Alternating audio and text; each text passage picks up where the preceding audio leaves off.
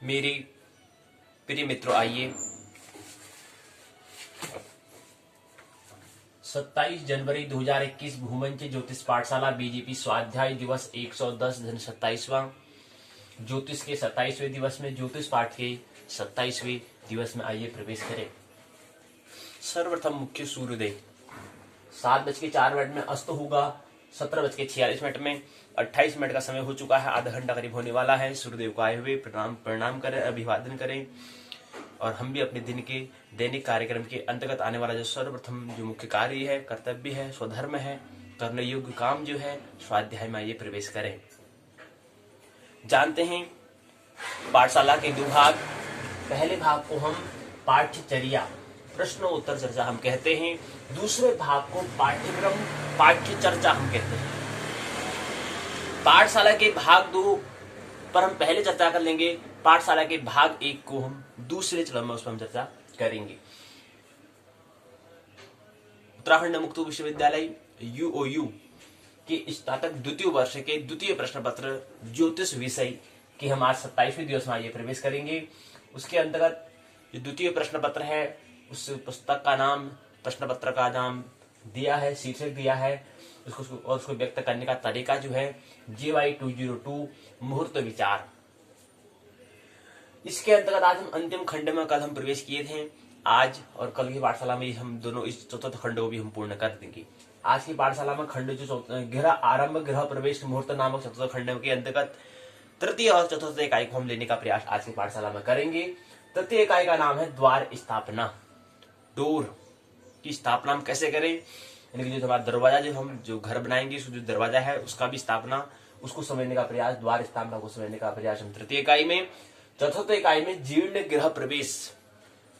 जीर्ण में होता है पुराना, हो रहा है, इसकी मरम्मत हमने कराई, रिपेयरिंग हमने करी, इसकी मरम्मत कराने के बाद पुनः उसको बनाया, फिर उसमें भी हमें प्रवेश कैसे करना है, उसके लिए भी कुछ बातें ख्याल रखनी होती है। प्रवेश करते समय भी हमें कुछ ख्याल रखना होता है, ऐसे ही प्रवेश नहीं करने हैं, कर लेना है इसमें, उसकी भी कुछ वैज्ञानिकता, उसमें कुछ तथ्यगत, उसमें कुछ प्रमाणिकता होती है। उसको ख्याल रखते हुए अनिवार्य जगत का जो ख्याल है उसका ख्याल में रखना, उसका क्या मर्जी है उसको ख्याल में रखते हुए हमें प्रवेश करना चाहिए, चाहे वो नया हो, चाहे वो जीर्ण भवन हो। उसमें क्या है, पहले प्रवेश करने से पहले कुछ बातें हमें ख्याल में रखनी है, उससे पहले हमें कुछ बातें ख्याल रखनी है। कहीं की पूजन करना चाहिए, उसका हमें पूजन क्यों करते हैं उसको हम समझने का प्रयास करेंगे। द्वार स्थापना, जीर्ण गृह प्रवेश करना है, इसको समझने का प्रयास हम तृतीय और चतुर्थ इकाई में करेंगे। तृतीय इकाई में हम पहले चरण में प्रस्तावना, दूसरे में उद्देश्य, तीसरे में द्वार स्थापन परिचय, इसके अंतर्गत आने वाले 13 चरण में इसको हम समझने का प्रयास करेंगे। 13 चरण में इसको हम समझने का हम प्रयास करेंगे। द्वार स्थापना परिचय जो है, इसके अंतर्गत हम 13 बिंदु में इसको हम समझने का प्रयास करेंगे। इसके बाद बोध प्रश्न होंगे, 4 बोध प्रश्न होंगे, उसको लेने का प्रयास, जिससे हम सत्र कार्य भी हम इसके ऐसे ही मतलब जो प्रश्न जो होंगे, बोध प्रश्न जो होंगे, ये सत्र कार्य के लिए भी क्या हो जाएगी, तैयारी हो जाएगी, प्रिपरेशन हो जाएगी। बोध प्रश्न जैसे बोध प्रश्न आप पूछेंगे, ऐसे सत्र कार्य में पूछा जाएगा, ये हमें ख्याल रखना है। तो इसको हम इन प्रश्नों को सत्र कार्य के लिए भी हमें क्या उपयोग हम कर सकते हैं। इसी तरह से प्रश्न वहां पर आएंगे, क्योंकि ये बोध प्रश्न जो होते हैं, एक प्रश्न पूछा जाता है, 4 विकल्प उसमें दिए होते हैं। इसी तरह से हमारा सत्र कार्य में भी क्या होगा, 20 पूर्णांक का होगा, उसमें 20 प्रश्न होंगे। प्रश्न पूछा जाएगा, 4 विकल्प दिए जाएंगे, एक विकल्प पर हमें क्या करना है, चुनना है, इलेक्शन करना है, चुनाव करना है। इसी प्रकार से हम यहाँ बोध प्रश्न में करते हैं। 4 बोध प्रश्न है। 5वें में सारांश, 6ठे चरण में पारिभाषिक शब्दावली, जिसके अंदर 2-3 शब्द दिए गए हैं। 7वें में निबंधात्मक प्रश्न, 2 सवाल पूछे गए हैं। निबंधात्मक सवाल के साथ इकाई तीसरे को द्वार स्थापना नामक इकाई तृतीय है, उसको हम विराम देंगे। चतुर्थ इकाई जीर्ण गृह प्रवेश नामक चतुर्थ इकाई जो है, उसमें हम प्रवेश करेंगे। पहले चरण में प्रस्तावना, दूसरे चरण में उद्देश्य, तीसरे चरण में जीर्ण गृह प्रवेश परिचय।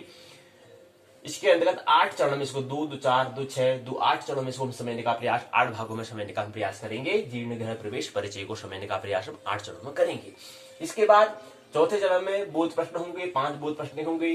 5वें चरण में सारांश होगा, 6ठे में पारिभाषिक शब्दावली, 2, 2, 4, 2, 6 शब्द दिए होंगे, शब्दावली होगी। 7 में 3 सवाल होंगे, 3 सवालों के साथ निबंधात्मक सवाल होंगे। उसी सवालों को हमने दीर्घ भी बनाना है, लघु भी बनाना है। सत्र कार्य के लिए हमारे बोध प्रश्नों को अच्छे हम ध्यान में करना है, क्योंकि यही बोध प्रश्न बाद में क्या हो सत्र कार्य में पूछा जाएगा, असाइनमेंट में पूछा जाएगा। और यही जो निबंधात्मक सवाल जो हमारे हैं इसको भी हमें लघु और दीर्घ बनाना है, यही हमारा रिटर्न एग्जाम में लिखित परीक्षा जो होगी उसमें पूछा जाएगा, यही से हमें करना है। और हमने कहा था कि जो हमारा बोध प्रश्न जो सत्र कार्य में 100 प्रश्न हमको तैयार करने हैं, और निबंधात्मक सवाल जो हम लिखित परीक्षा की बात कर रहे थे उसमें हमें 50 प्रश्न हमें तैयार करने हैं, जिसमें लघु 28 प्रश्न हमें तैयार करने हैं और दीर्घ जो है वो 22 प्रश्न हमें तैयार करने हैं। इस तरह से 22 और 28 के योग से 50 और 100 प्रश्न हमारे सत्र कार्य के होंगे। इस तरह से हमें 150 प्रश्न हमें तैयार करना है आने वाली सेमीफाइनल मैच में, आने वाले क्वार्टर टू फाइनल मैच में, आने वाले फाइनल मैच में हम ये ध्यान हमें रखना है। तो ये निबंधात्मक सवाल के साथ हम क्या करेंगे, इकाई चौथी को भी विराम देंगे, जीर्ण गृह प्रवेश। केवल फिर कल की पाठशाला में केवल अंतिम इकाई को हम लेने का प्रयास करेंगे। उसके बाद 3 दिन हम यहाँ पर पुनरावृत्ति रिविजन कार्यक्रम हम करेंगे, जिसमें 4 खंड को 2 खंड को हम कल परसों लेंगे, फिर 2 खंड को उसके अगले दिन ले लेंगे, फिर 4 खंड को एक दिन हम 31 तारीख को 31 जनवरी को ले लेंगे, 1 जनवरी को हम एक प्रश्न कर लेंगे। फिर 2 फरवरी 2021 से हम नए विषय पर संस्कृत साहित्य के स्नातक द्वितीय वर्ष के प्रश्न पत्र में हम प्रवेश करेंगे। उसको हम समझने का प्रयास 2 फरवरी से करना प्रारंभ कर देंगे और 6 फरवरी को हम क्या करेंगे, एक परीक्षा का आयोजन करेंगे। ये दोनों सत्र में होगा, 2 सत्र में करेंगे। जो मेरे पहला स्नातक द्वितीय वर्ष जो है ज्योतिष विषय की जो दोनों प्रश्न पत्र, जातक शास्त्र फलादि सिद्धांत JY 201-202 मुहूर्त विचार नामक ये दोनों को हम क्या करेंगे, 2 सत्रों में उसकी परीक्षा हम कर लेंगे। फिर कल्पना कर लेंगे हम परीक्षा होने बैठे तो उसको और हमें तैयार होना होता है, इसीलिए हम एक परीक्षण से करेंगे, एक तैयारी, एक प्रिपरेशन हमारी हो रही नहीं हो रही, बात समझ में आ रही नहीं आ रही, उसको हम लेने का प्रयास करेंगे 6 फरवरी 2021 को। आइए आज के मुख्य प्रकरण में हम प्रवेश करें।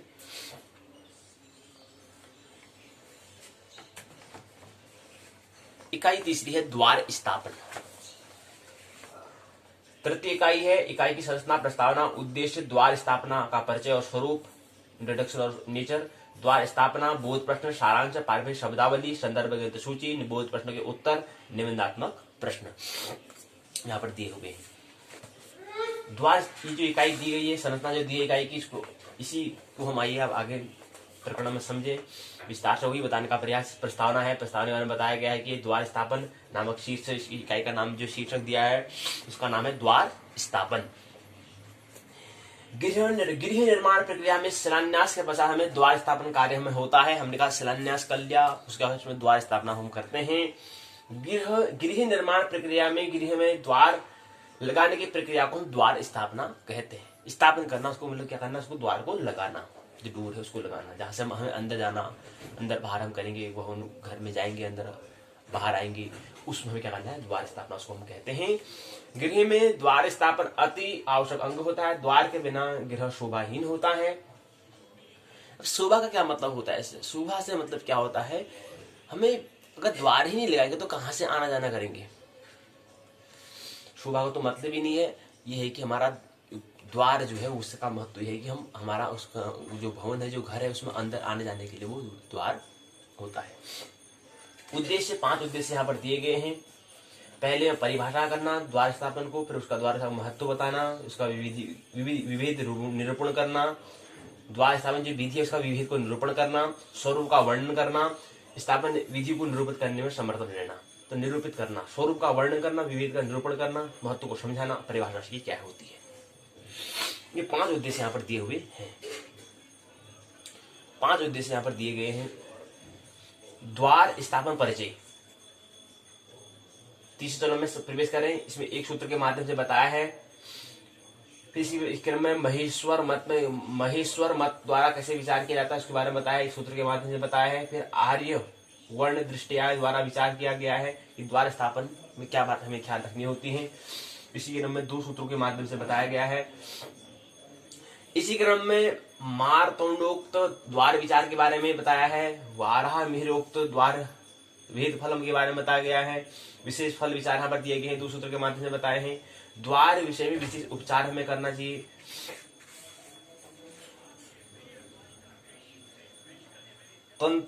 तंत्र विशेष विचार,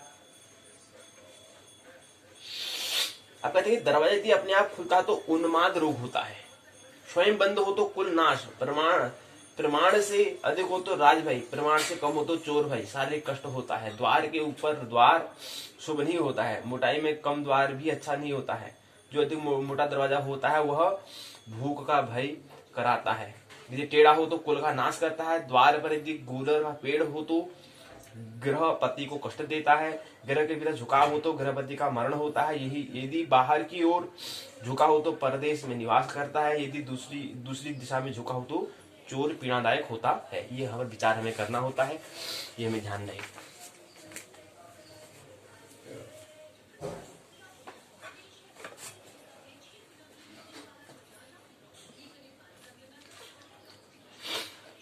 तत्र विशेष भी विचार हमें करना चाहिए।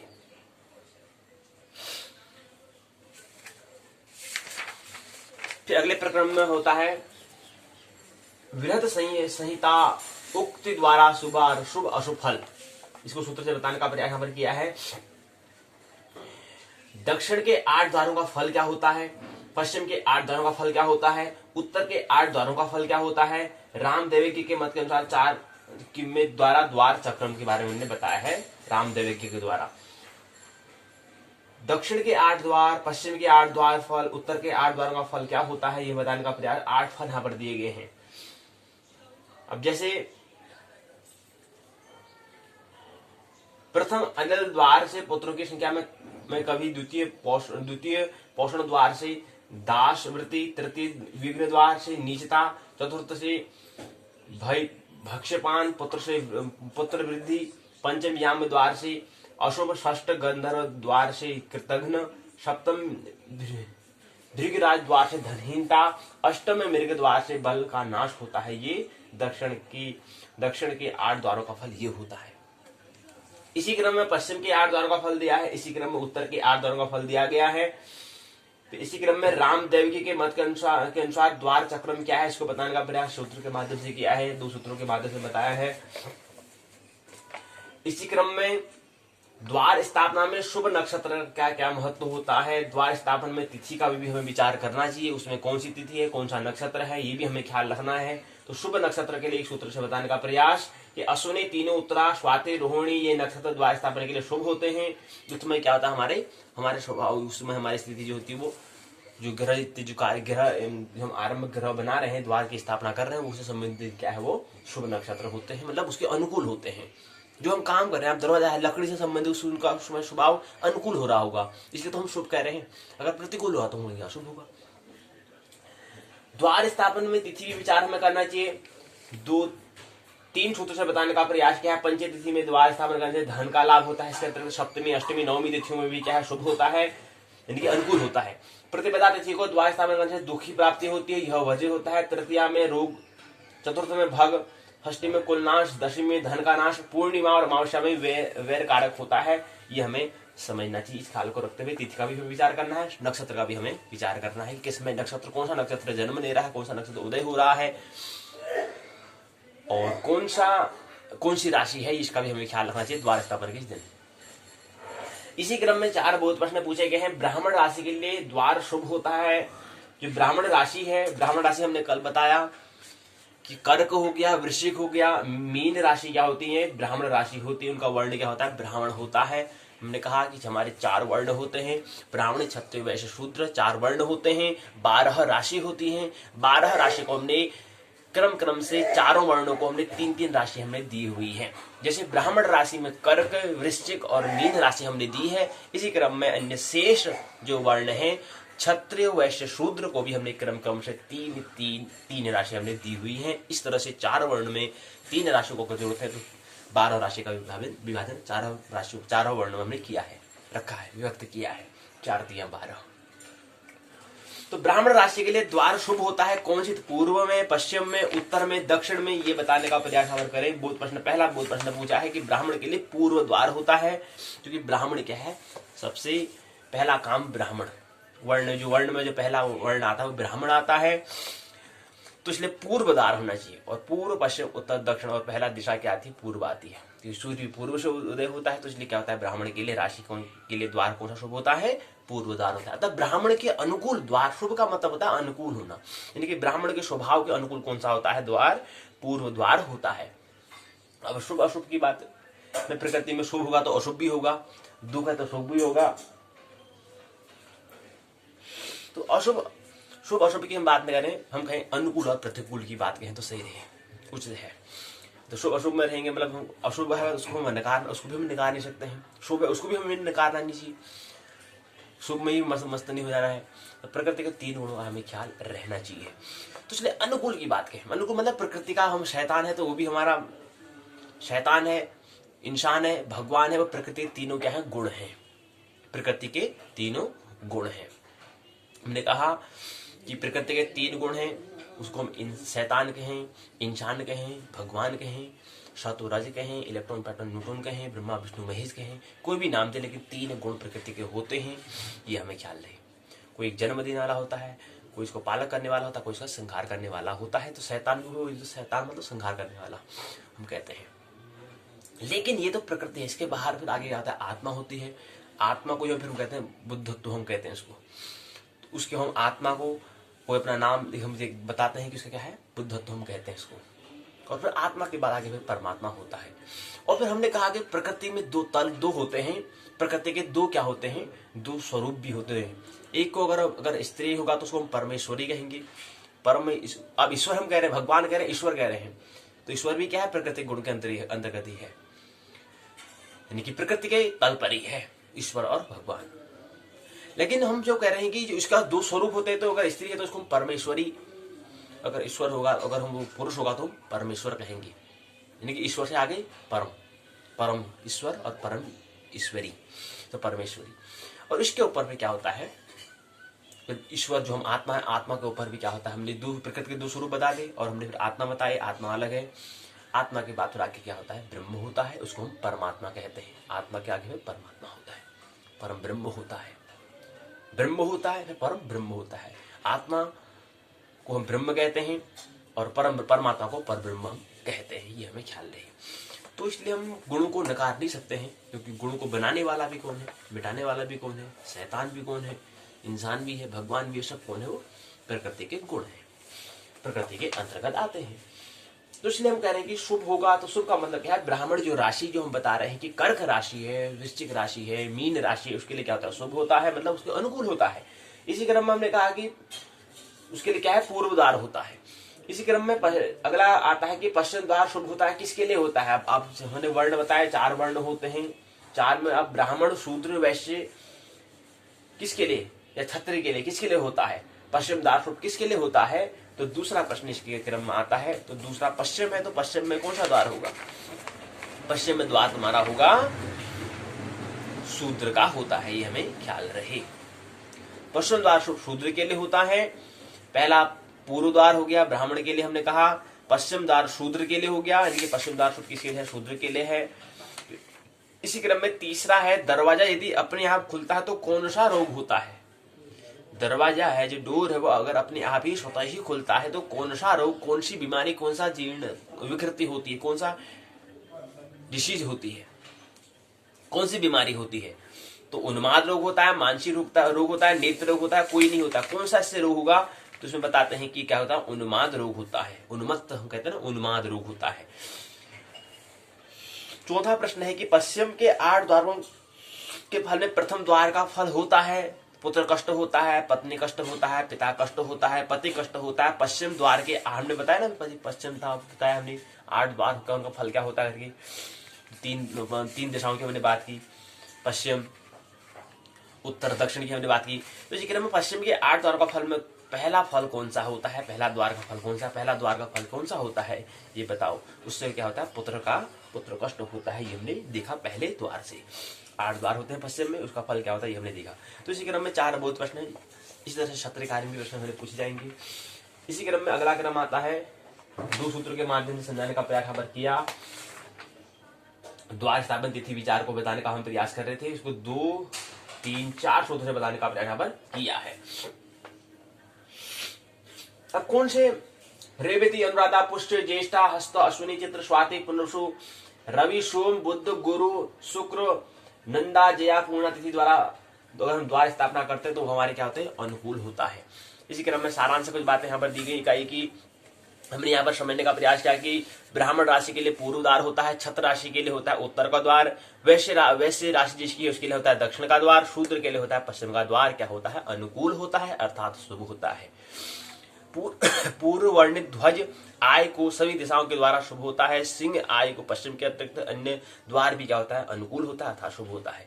वृश्चिक राशि को वृषभ आय को पूर्व द्वार, गज आय को दक्षिण पूर्व द्वार शुभ होते हैं। ध्वज आय और ब्राह्मण वर्ण को पश्चिम मुख द्वार, सिंह आय क्षत्रिय वर्ण का उत्तर द्वार, वृक्ष आय वैश्य वर्ण को पूर्व मुख द्वार, गज आय शूद्र जाति को दक्षिण मुख द्वार क्या होता है, अनुकूल होता है अर्थात शुभ होता है। द्वार स्थापना गृह आरंभ से जुड़ा एक क्या होता है, भाग होता है, एक विभाग होता है, एक डिपार्टमेंट है। गृह निर्माण करते समय द्वार का किस दिशा में होना शुभ होता है, इसका विवेचन हमने यहाँ पर करने का प्रयास किया। यदि मकान का द्वार अगर अनुकूल होगा तो मकान में रहने वालों के लिए भी क्या होगा, उसके जीवन के लिए वो हितकर होगा। वहां उसका प्रभाव क्या होगा, वहां उसके उनकी जो रहने वाला जो व्यक्ति उस पर भी प्रभाव पड़ेगा। द्वार स्थापना का ज्ञान जब हम घर का निर्माण कर रहे हैं उस समय हमें ख्याल रखना अनिवार्य होता है, क्योंकि उसमें रहेगा कौन, इंसान रहेगा, व्यक्ति रहेगा, जातक रहेगा या जातिका रहेंगे।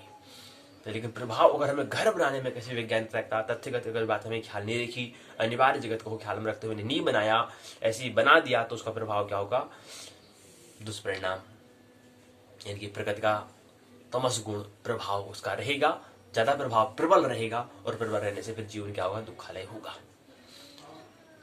तो जीवन कैसे संतुलित रहे, आनंदित रहे, इसके लिए हमें क्या करना, अनिवार्य जगत की बात है ख्याल में रखते। कोई भी कार्य निर्माण करना चाहिए, द्वार की स्थापना में भी वही प्रकरण के अंतर्गत आता है, उसी प्रकरण के अंतर्गत आता है कि हमें अनिवार्य जगत क्या है उसका ख्याल रखते हुए कोई काम हमें करना चाहिए। परमेश्वर शब्दावली द्वार स्थापन, गृह आरंभ, कांकणी, तिथि शुद्धि, द्वार स्थापन, बहुत प्रश्न आगे जो दिए उसके उत्तर यहाँ पर दिए गए हैं, संदर्भ ग्रंथ सूची यहाँ पर दी गई है। ये सारांश बात हो चुकी है, शब्दावली हो चुकी है, बहुत प्रश्न का उत्तर हो गए, संदर्भ ग्रंथ सूची, इससे और उसको अच्छा ग्रंथ दिया गया, इससे उसको और अच्छा हम तैयार कर सकते हैं। दो प्रश्न यहाँ पूछे गए हैं। पहला प्रश्न है द्वार स्थापन को परिभाषा करो। अब यहाँ पर हमें दो प्रश्न में, छोटे और बड़े दोनों प्रश्नों को तैयार हमें करना है। इसमें दिया है कि ये बड़ा प्रश्न दिया है कि द्वार स्थापन जो होती है उसको परिभाषा करो, उसकी परिभाषा बताओ और विस्तार वर्णन करो। दो बातें यहाँ पर दी है, तो बड़ा प्रश्न हो गया। अब इसको छोटा बनाने के लिए अगर लघु बनाएंगे तो हमें क्या पूछे, अगर 7 अंक का बनाना है, द्वार स्थापन की परिभाषा दीजिए, उसको परिभाषित कीजिए, तो ये छोटा प्रश्न बन जाएगा। या कहेंगे कि द्वार स्थापन को सविस्तार वर्णन कीजिए, तो ये भी छोटा प्रश्न बन जाएगा, लघु प्रश्न बन जाएगा, 7 अंक का बन जाएगा। इसी क्रम में दूसरा प्रश्न है ज्योतिष उक्त द्वार स्थापन का मुहूर्त लिखते हुए स्पष्ट कीजिए। एक प्रश्न ये बन जाएगा छोटा, इसको बड़ा बना सकते हैं हम, ज्योतिष उक्त द्वार स्थापन का मुहूर्त लिखते हुए उसको कारण से स्पष्ट कीजिए, तो ये बड़ा प्रश्न बन जाएगा।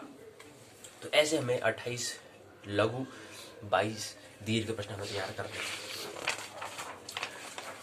तृतीय इकाई को हमने समझा। आइए चतुर्थ इकाई जीर्ण गृह प्रवेश में नामक जो चतुर्थ इकाई है उसको समझें।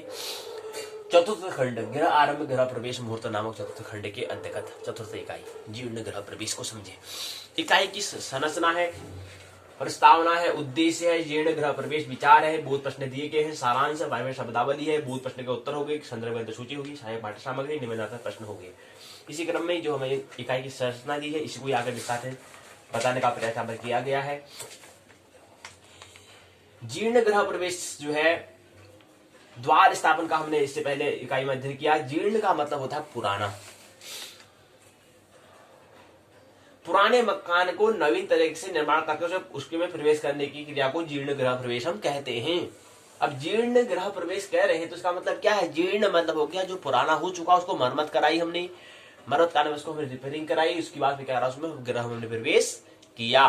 तो गृह में प्रवेश हमें करना है, किस हिसाब से हमें करना है, प्रवेश कर रहे हैं तो उसके लिए हमें क्या बातें ख्याल रखनी है उसको समझने का प्रयास हम करेंगे चतुर्थ इकाई में।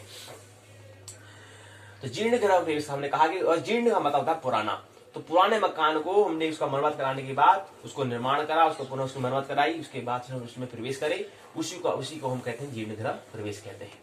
मनुष्य अपने जीवन में नूतन ग्रह के साथ साथ पुरातन घर का भी क्या है जीर्णोद्धार करके उसे नए तरीके से प्रवेश कराता है। तो कहने का मतलब हम प्रकृति क्या है निरंतर परिवर्तनशील है, परिवर्तन होते रहते हैं। कुछ न कुछ यहाँ पर क्या है, कुछ न कुछ टूट फूट होते रहती है, जीर्ण होता रहता है, तो उसमें हम क्या है परिवर्तन करते रहते हैं।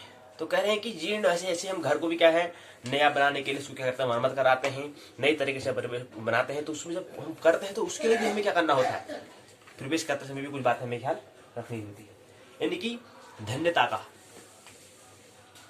या किस हिसाब से प्रवेश हमें करना है उसको हमें उसके ख्याल में रखते हुए उसे प्रवेश करना चाहिए।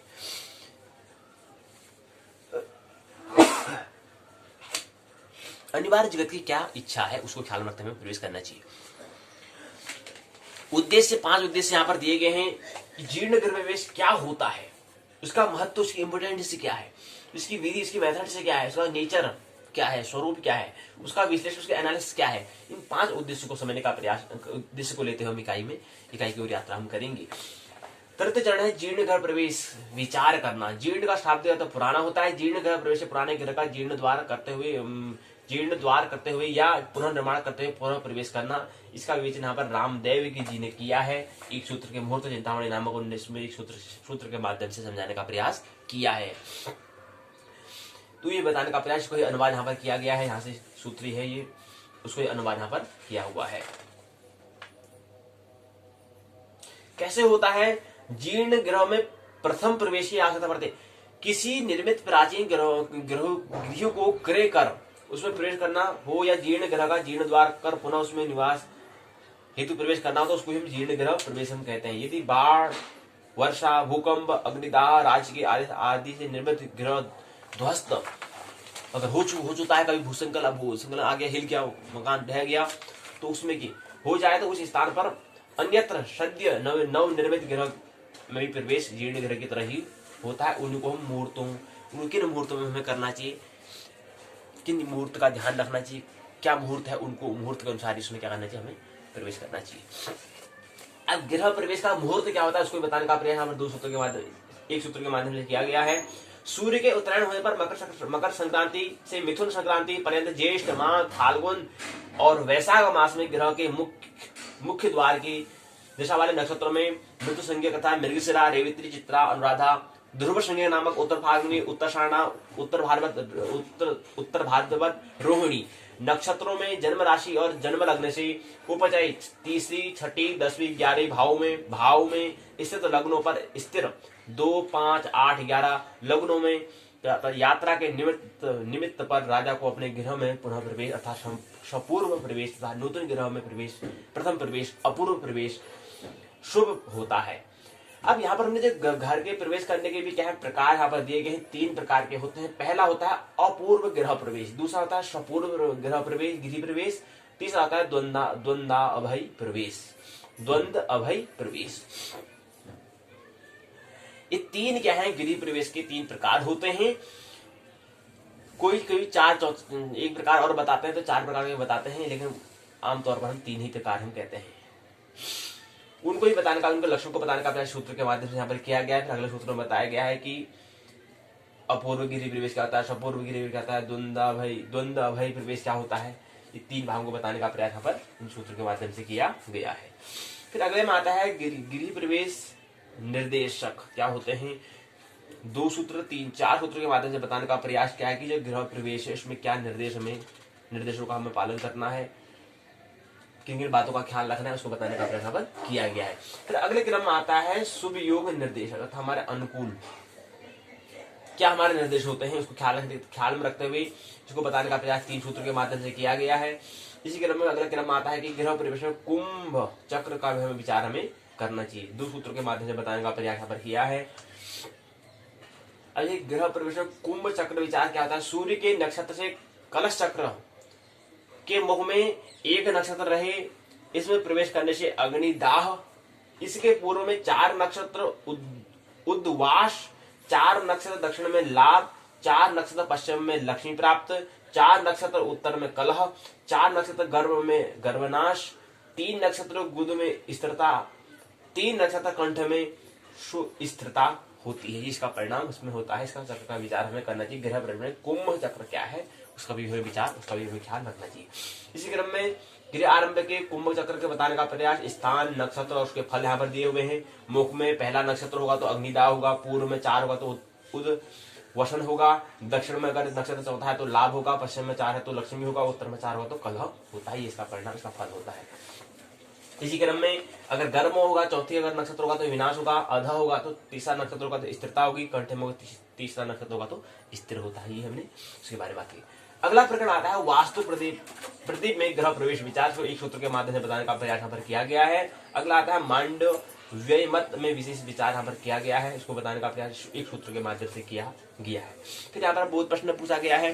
बोध प्रश्न में पहला प्रश्न आता है कि जीर्ण गृह प्रवेश के लिए कौन सा मास जो होता है, कौन सा महीना जो होता है वो उसके लिए अनुकूल होता है अर्थात शुभ होता है। उस जिस व्यक्ति ने बनाया, जो भी व्यक्ति बना रहा है तो उसके लिए शुभ कौन सा महीना होता है? वैशाख होता है, जेठ होता है, मार्गशीर्ष होता है या आषाढ़ होता है? कौन सा माह क्या होता है उसके लिए अनुकूल होता है अर्थात शुभ होता है? कौन सा महीना?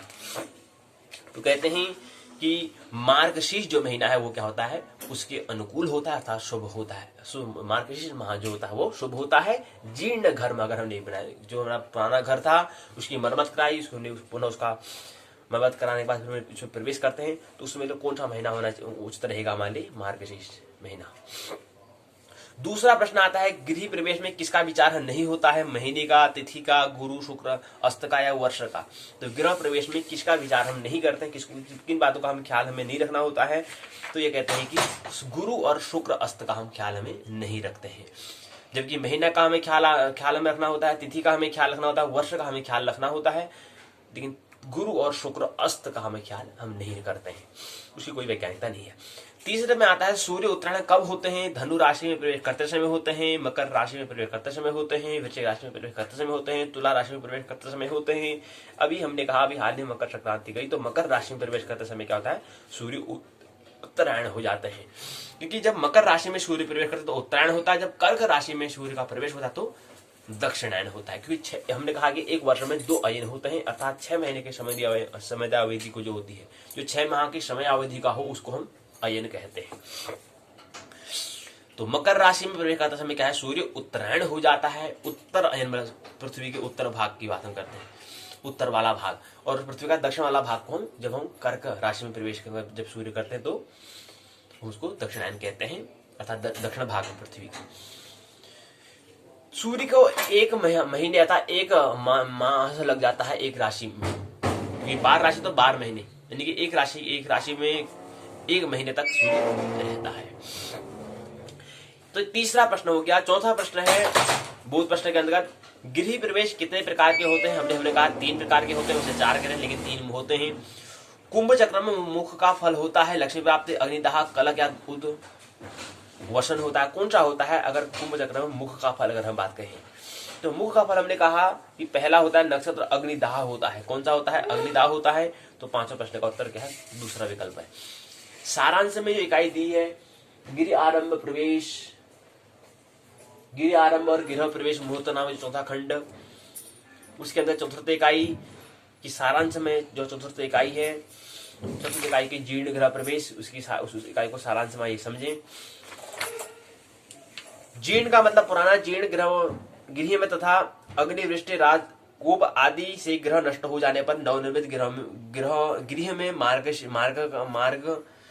मार्गशीर्ष महीना हो गया, कार्तिक हो गया और श्रावण मास क्या होते हैं? शतविष, पुष्य, स्वाति, धनिष्ठा नक्षत्रों में क्या है? ग्रह में अगर प्रवेश हम करते हैं तो हमारे अनुकूल होता है अर्थात शुभ होता है। ऐसी स्थिति में गुरु शुक्र के अस्त आदि का विचार आवश्यक हमारे लिए नहीं होता है।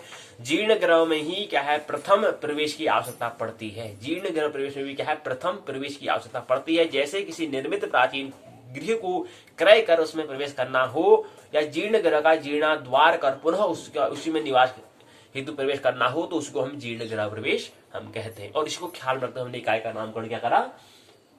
जीर्ण गृह प्रवेश इकाई का नाम दिया, क्योंकि उसके बारे में हम यहाँ पर समझ रहे हैं। वही मुख्य हमारा शीर्षक है, वही मुख्य हमारा प्रसंग है।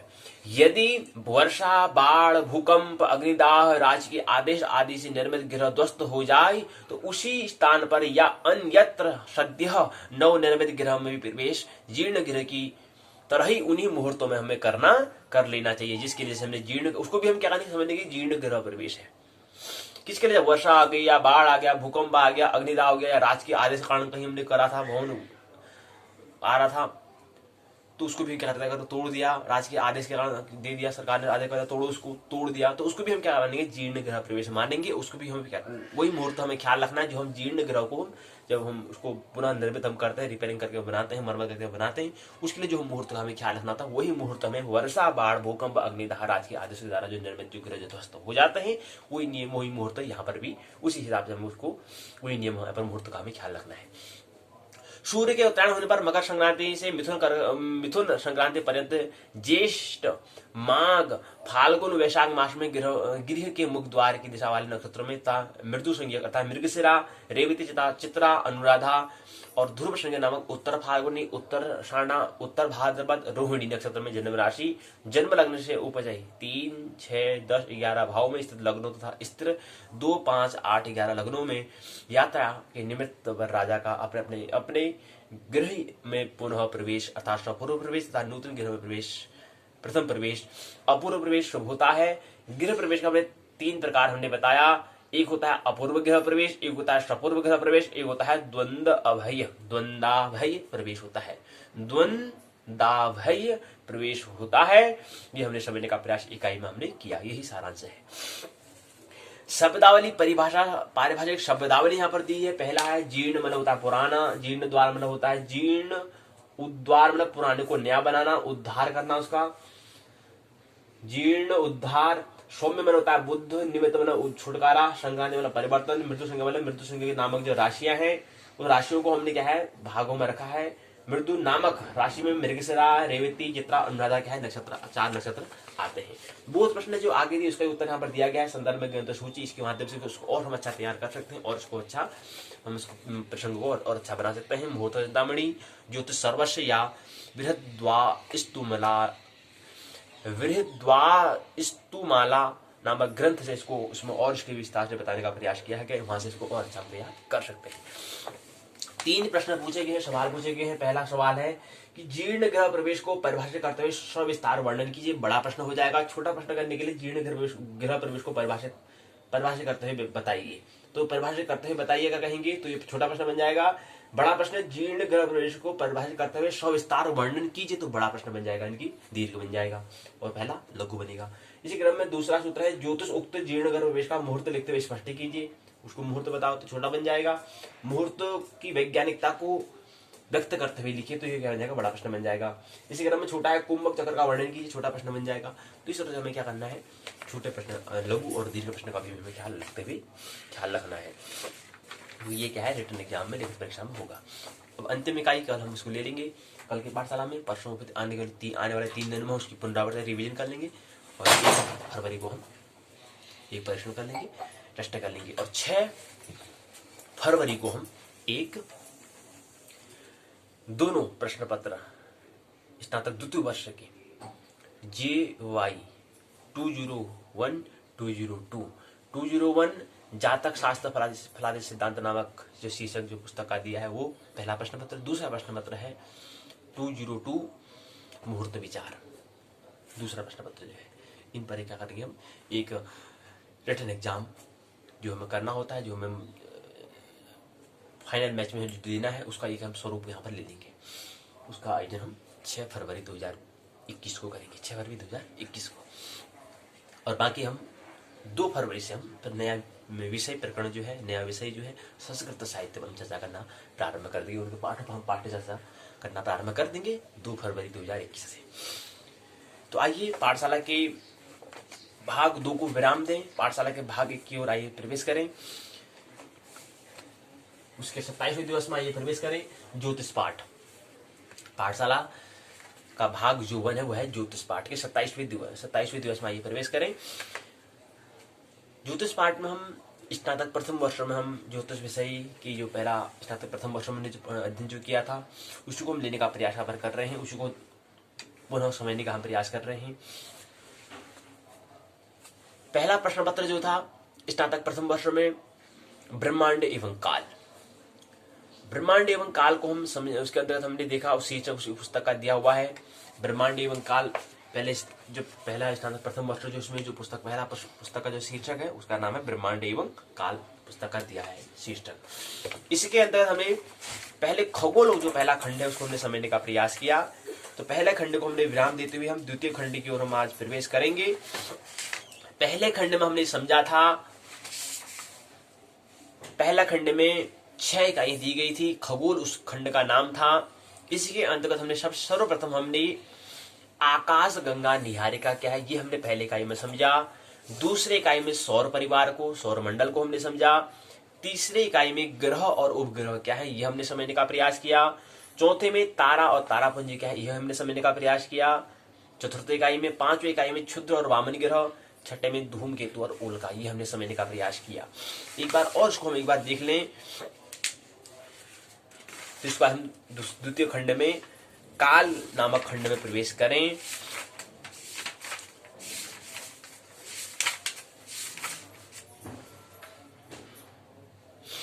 ब्रह्मांड हमने क्या कहा, हमने कहा ब्रह्मांड वो है जिसमें ग्रह हो, नक्षत्र हो, तारे हो, आकाशगंगा हो, उल्का हो, धूमकेतु हो, देवता, दानव, मानव आदि समस्त जीव जंतु और भू स्व नामक चतुर्दश यानी कि 14 लोग समन्वित जहां पर हो, ऐसे संयुक्त नाम जो है, संयुक्त जीवंत से संयुक्त जो योग है उसका नाम क्या है, ब्रह्मांड है, यूनिवर्स है, अस्तित्व है।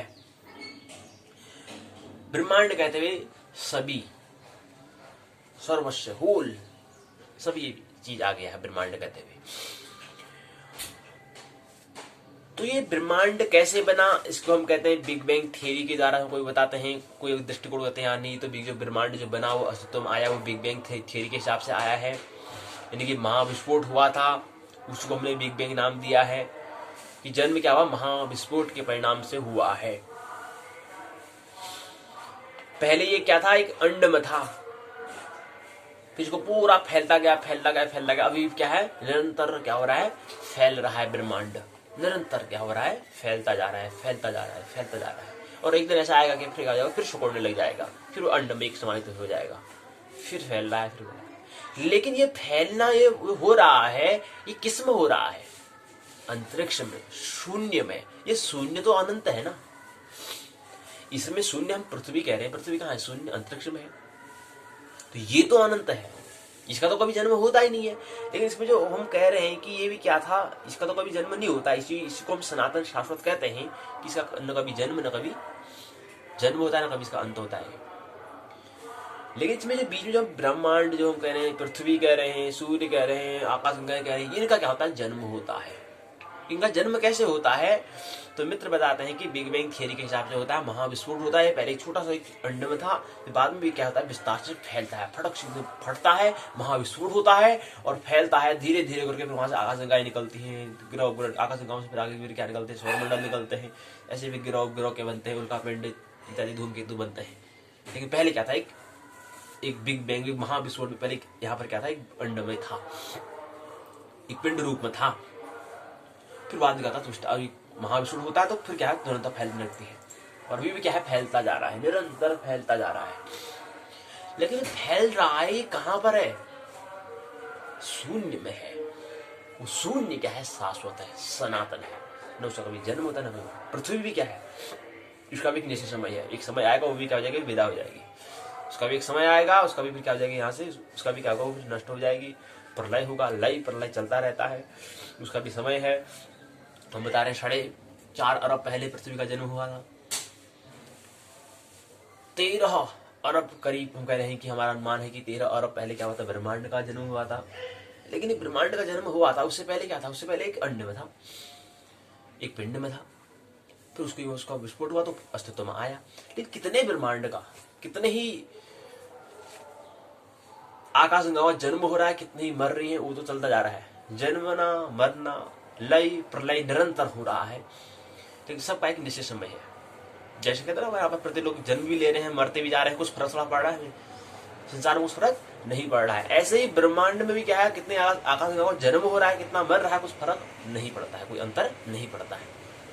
कि जो जन्म लेगा फिर मरेगा, मरेगा तो फिर जन्म लेगा, तो कुछ फर्क नहीं पड़ता है, कोई व्यवधान नहीं आता है। जैसे यहाँ पर व्यक्ति जन्म ले रहे हैं तो कुछ ज्यादा फर्क नहीं पड़ रहा है, मर रहे हैं तो उसमें कोई ज्यादा फर्क नहीं पड़ रहा है, सब मस्त है, सब अपनी जिंदगी जी रहे हैं। तो ऐसे ब्रह्मांड भी होता है। तो वहां पे भी कोई चीज पृथ्वी कितनी पृथ्वी बन रही, कितनी नष्ट हो रही है और कितनी का सृजन हो रहा है, कितनी बन रही है। कम से कम 50,000 पृथ्वियों में जीवन है, कम से कम 50,000, इससे ज्यादा भी हो सकती है, लेकिन कम से कम 50,000 पृथ्वियां हैं। जैसे वसुधा हम जैसे यहाँ पर निवास कर रहे हैं, जहाँ पर हमारा घर है, ऐसे ही कम से कम 50,000 पृथ्वियां हैं। अभी इससे ज्यादा भी हो सकते हैं, कम से कम 50,000 पृथ्वियां होती जिसमें जीवन है। तो ब्रह्मांड अनंत है। ब्रह्मांड और उसके बाद तो जो आकाश जो है वो तो और भी अनंत है, उसका तो कभी ना जन्म, वो तो शाश्वत है, सनातन है। वो क्या है? शाश्वत है, सनातन है। लेकिन ब्रह्मांड का तो उसका जो पिंड की बात कर रहे हैं, जो सूर्य की बात कर रहे हैं, तारों की बात कर रहे हैं, तो उनका तो फिर क्या एक दिन समय बाद तो फिर नष्ट हो जाते हैं। जन्म में तो क्या एक दिन उनका समझ में आता है, फिर नष्ट हो जाते हैं, प्रलय में क्या होता है, लीन हो जाते हैं। लेकिन शून्य जो है वो उसका अनंत कभी नहीं होता है, वही एक अनंत है। और अंत जिसका नहीं हो वही क्या है? अनंत है। अंत भी जिसका न हो वही क्या है? अनंत है। ग्रह उपग्रह हमने देखा, 8 ग्रह को हमने देखे। सूर्य उसमें आता है, सूर्य को हमने ग्रह कहा था। व्यास की हमने बात की थी।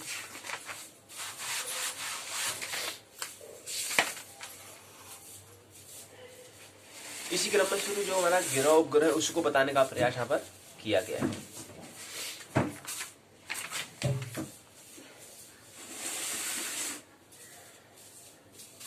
मैंने कहा था कि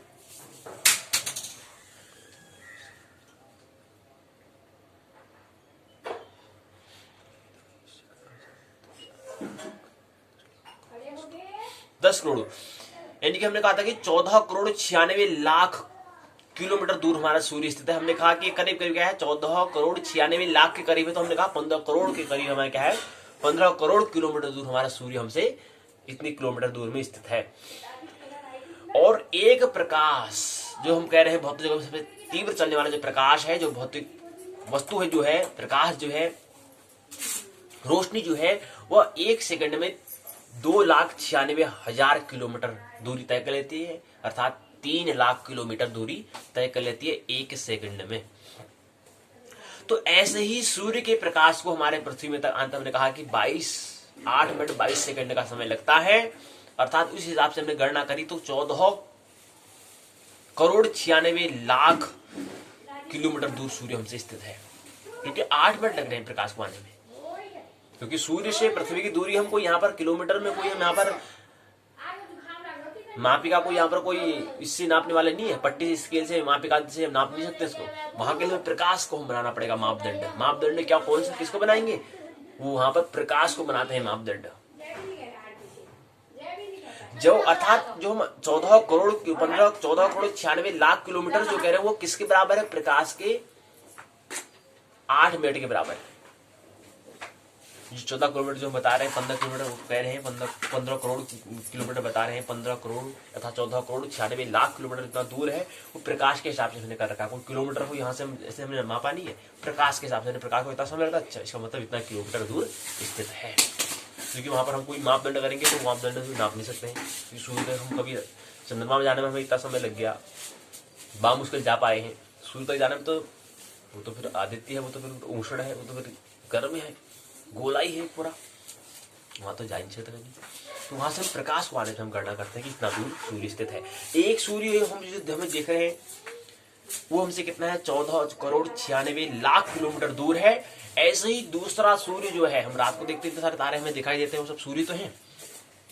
तो दूसरा तारा को आने में, वहां से प्रकाश को आने में, रोशनी को आने में, लाइट को आने में 4 साल लग जाते हैं।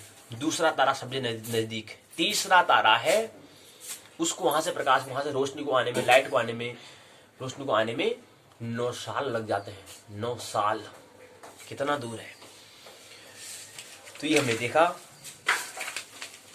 इस क्रम में हमने ग्रह उपग्रहों की हमने बात करी, उसका भौतिक स्वरूप के बारे में इसमें देने का प्रयास हमारे किया है। पृथ्वी के बारे में, मंगल के भौतिक स्वरूप के बारे में, इसी क्रम में बृहस्पति, शनि, अरुण, वरुण, इनके बारे में हमने देखा। कौन कितनी दूर पर स्थित है, कौन कितनी दूर पर स्थित है, ये हमने देखा। फिर तारा और तारापुंज क्या होता है, तारा की हमने वही बात की, तो वही तारों का समूह को हम तारापुंज कहते हैं, ये हमने देखा।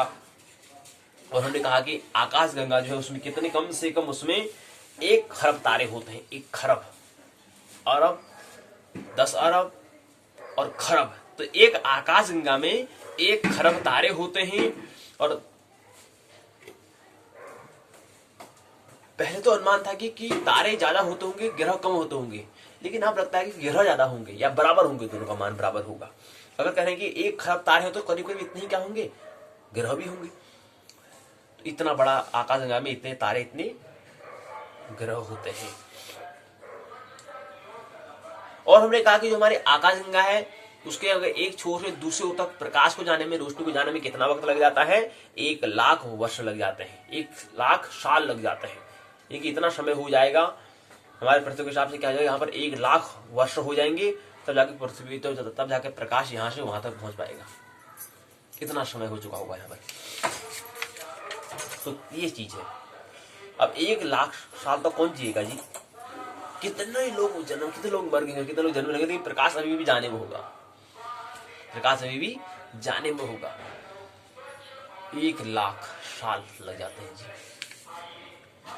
जैसे कह रहे हैं कि 4 साल लग जाते हैं, जैसे दूसरा तीसरा तारा कह रहे हैं उसको आने में 9 साल लग जाते हैं, और तारा होगा तो हो सकता है 18 साल लगे, हो सकता है चौथा छठा तारा होगा उसमें आने में उसको 50 साल लगे, और तारा होगा तो 60 साल लगे। तो मतलब एक आदमी यहाँ क्या है, आदमी का जन्म भी हो जाएगा, उसकी मृत्यु भी हो जाएगी, लेकिन एक तारे से रोशनी आने भी होगी भी। इतना दूर, इतना ब्रह्मांड, इतना बड़ा अनंत क्या है, ब्रह्मांड है। ये ब्रह्मांड को हमने देखा, खगोल में भी हम समझने का प्रयास हम करते हैं। खगोलविद यही काम करते हैं कि क्या है और ब्रह्मांड बाहर कितना है, कितना बड़ा है, क्या चीज है, उसमें निरंतर वो खोज में लगे हुए होते हैं। लेकिन ज्योतिष का ये काम उतना नहीं है। ज्योतिष का काम केवल खगोल को देखना है, अंतस की ओर, कि हमारा जो शरीर, जो हमारा मानव रूप जो शरीर में क्या है, ब्रह्मांड के रूप में, इसको समझो, इसको समझो, और फिर आगे ब्रह्मांड को समझना। ये ब्रह्मांड में भ्रमण अगर करना है तो मैं योग के मार्ग से करो। पहले अपने आप ब्रह्मांड को समझ लो, ऐसा ही क्या है, बाहर का ब्रह्मांड है, और फिर आपको जाना ही है, यात्रा करनी है, ट्रेवल करना ही है, तो फिर क्या करो, अपने योग के मार्ग से जाओ, शरीर से बाहर निकलो, आउटबॉडी से करो, जाओ आप। क्योंकि इस शरीर की क्या है, सीमा है, स्थूल शरीर की सीमा है, लेकिन सूक्ष्म शरीर की कोई सीमा नहीं होती है। अपनी बॉडी से बाहर निकलो, आउट ऑफ बॉडी एक्सपीरियंस लो, बाहर निकलो, उसका क्या होगा, ब्रह्मांड में घूम सकते हैं, कहीं भी जा सकते हैं। वहां पर टाइम का भी कोई फिक्स नहीं होता है। टाइम तो किसके लिए, इस शरीर के, स्थूल शरीर के लिए समय होता है, वहां के लिए कोई समय नहीं, समय ये हमें समझने का प्रयत्न पर। तो आकाश का डायमीटर कितना, ये हमने समझा कि 1 लाख प्रकाश वर्ष, प्रकाश को जाने में 1 लाख वर्ष लग जाते हैं। इतना बड़ा क्या है आकाश का, जो कह रहे हैं, एक जो हम रह रहे हैं उसकी बात हो रही है। और ऐसी आकाश गंगाएं और भी होंगी, हो सकता है कि इससे और बड़ी हो, इससे भी बड़ी होती है, इसमें तो और भी लाख कर दो, 2 लाख, 3 लाख, 10 लाख, 25 लाख भी लग सकते हैं, समय लग सकते हैं प्रकाश हो जाने में। तो और भी आकाश गंगा योग को हम क्या कहते हैं, ब्रह्मांड कहते हैं। और ब्रह्मांड भी 2 होता है, अर्थात एक क्या है, ज्ञात, एक होता है अज्ञात। जैसे एक विचार होता है, विचार क्या होता है, जो हम जिस पर हम विचार किसका करते हैं, जो हमें हमारे शब्द पहले से हो उसका तो हम विचार करते हैं, उसको संबंधी बारे में कुछ जानकारी होगा उसका, तो उसको जानकारी को हम क्या करें, उसके बारे में जांच पड़ताल करें, उसको हम विचार कहते हैं। और एक ध्यान में क्या होता है कि इसके बारे में कोई विचार न हो, निर्विचार की अवस्था में उस समय जो विचार आते हैं उसको हम चिंतन कहते हैं, थिंकिंग कहते हैं। इनकी जो अज्ञात है, वो अज्ञात कब उतरता है, जब हम मौन होते हैं, जब हम शून्य होते हैं, जब हम विचार न कर रहे होते हैं, जब हम विचार नहीं कर रहे, जैसे मौन होते हैं, उस समय अज्ञात उतरता है। ऐसे यहाँ पर हम ज्ञात और ज्ञात की बात कर रहे हैं, तो ज्ञात वाला जहां पर क्या है, यहाँ पर तो इसकी बात विचार की हम बात कर रहे हैं, जहां विचार अनुपस्थित हो, जहां पर मौन हो जाए वहां पर अज्ञात उतरता है। ऐसे ही यहाँ पर ज्ञात में क्या है, रोशनी, जहां तक प्रकाश जा पा रहा है वो हमारे लिए क्या होगा, ज्ञात ब्रह्मांड होगा। ऑब्जर्वेशन हम इसको यूनिवर्स हम कहेंगे, उसको हमने ऑब्जर्व कर लिया, मतलब वहां तक प्रकाश पहुंच चुका है, तो वो क्या है, ज्ञात ब्रह्मांड है। मतलब कहने का मतलब प्रकाश अभी भी जाने में है, अभी भी पूरा ब्रह्मांड को हम नहीं देख पाए हैं। दूसरा अज्ञात, नॉन ऑब्जर्वेशन, जिसको हम ऑब्जर्वेशन ही नहीं कर सकते, जिसको हम ज्ञात ही नहीं कर सकते, जहां प्रकाश ही नहीं जा पा रहा तो कहां से देखिएगा। देखना कब हो पाता है, उजाला में तो हो पाता है, यहाँ कोई है करके, तो वहां प्रकाश ही नहीं जा पा रहा तो अंधकार में कहाँ देखिएगा। तो प्रकाश को अभी तक प्रकाश जाने में है, जहां तक प्रकाश जा पा रहा है उसको हम कहते हैं ज्ञात ब्रह्मांड कहते हैं, ऑब्जर्वेशन यूनिवर्स कहते हैं। और जहां पर प्रकाश अभी नहीं पहुंच पाया है वहां उसको भाग में तो कुछ होगा, निरंतर है, कुछ तो है, लेकिन हमें प्रकाश वहां पहुंचा नहीं, हमें दिखाई नहीं दे रहा, इसलिए कहेंगे क्या है, अज्ञात है, नॉन ऑब्जर्वेशन यूनिवर्स है। तो ये हमने देखने का प्रयास है। तारों की दूरी के बारे में हमने बात की कि तारा, उन्होंने बताया कि दूरी के अलग अलग माप होते हैं, प्रकाश को नापते हैं, वहां पर प्रकाश के हिसाब से हम नापते हैं कि प्रकाश सूर्य जो हमारे प्रकाश कितना समय ले रहा है उसके हिसाब से क्या कहते हैं, नाप हम मापन करते हैं।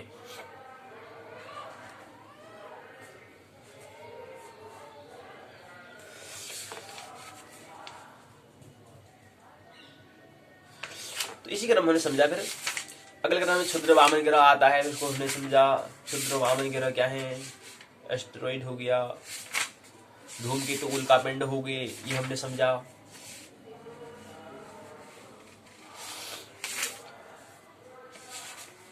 ये हमने समझी बातें। तो सौर परिवार हमने ये कहा। उसके बाद अगला क्रम में आता है ग्रह उपग्रह। ग्रह उपग्रह में हमने देखा कि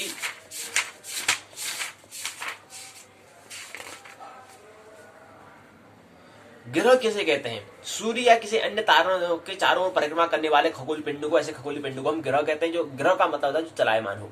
उपग्रह ग्रह से समीपम उपग्रह, जो ग्रह के चारों ओर घूमे उसको उपग्रह कहते हैं। आदित्य सूर्य का नाम है, प्रत्यक्ष होता है, आंखों के सामने दिखाई पड़ने वाला।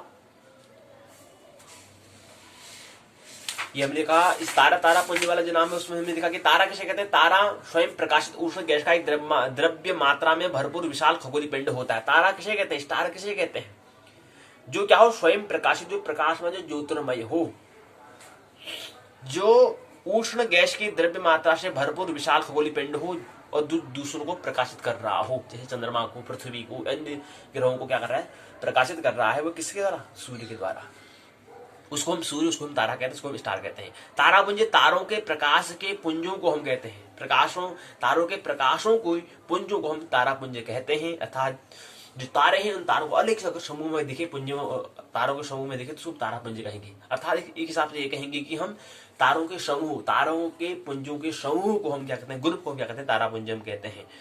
उनके पुंज जो हमें दिखाई दे रहे हैं, मतलब तारापुंज मतलब जो तारा है उसका जो प्रकाशमान जो हमें, जो प्रकाश हमें जो दिखाई दे रहा है, उसके प्रकाश जो हमारा पुंज बन रहा है, प्रकाश का जो पुंज जो बन रहा है, उसकी जो आकृति बननी है उसको हम तारापुंज कहते हैं। खगोलीय पिंड, खगोल में स्थित ग्रह पिंड को खगोल पिंड हम कहते हैं। अर्थात खगोल में स्थित ऐसे चलायमान जो पिंड हैं उसको हम खगोलिक पिंड हम कहते हैं। खगोल मतलब अंतरिक्ष में स्थित। खगोल मतलब क्या होता है, खगोल मतलब होता है अंतरिक्ष में, अर्थात शून्य में स्थित जो चलायमान पिंड है, ऐसे पिंड को हम खगोलीय पिंड कहते हैं।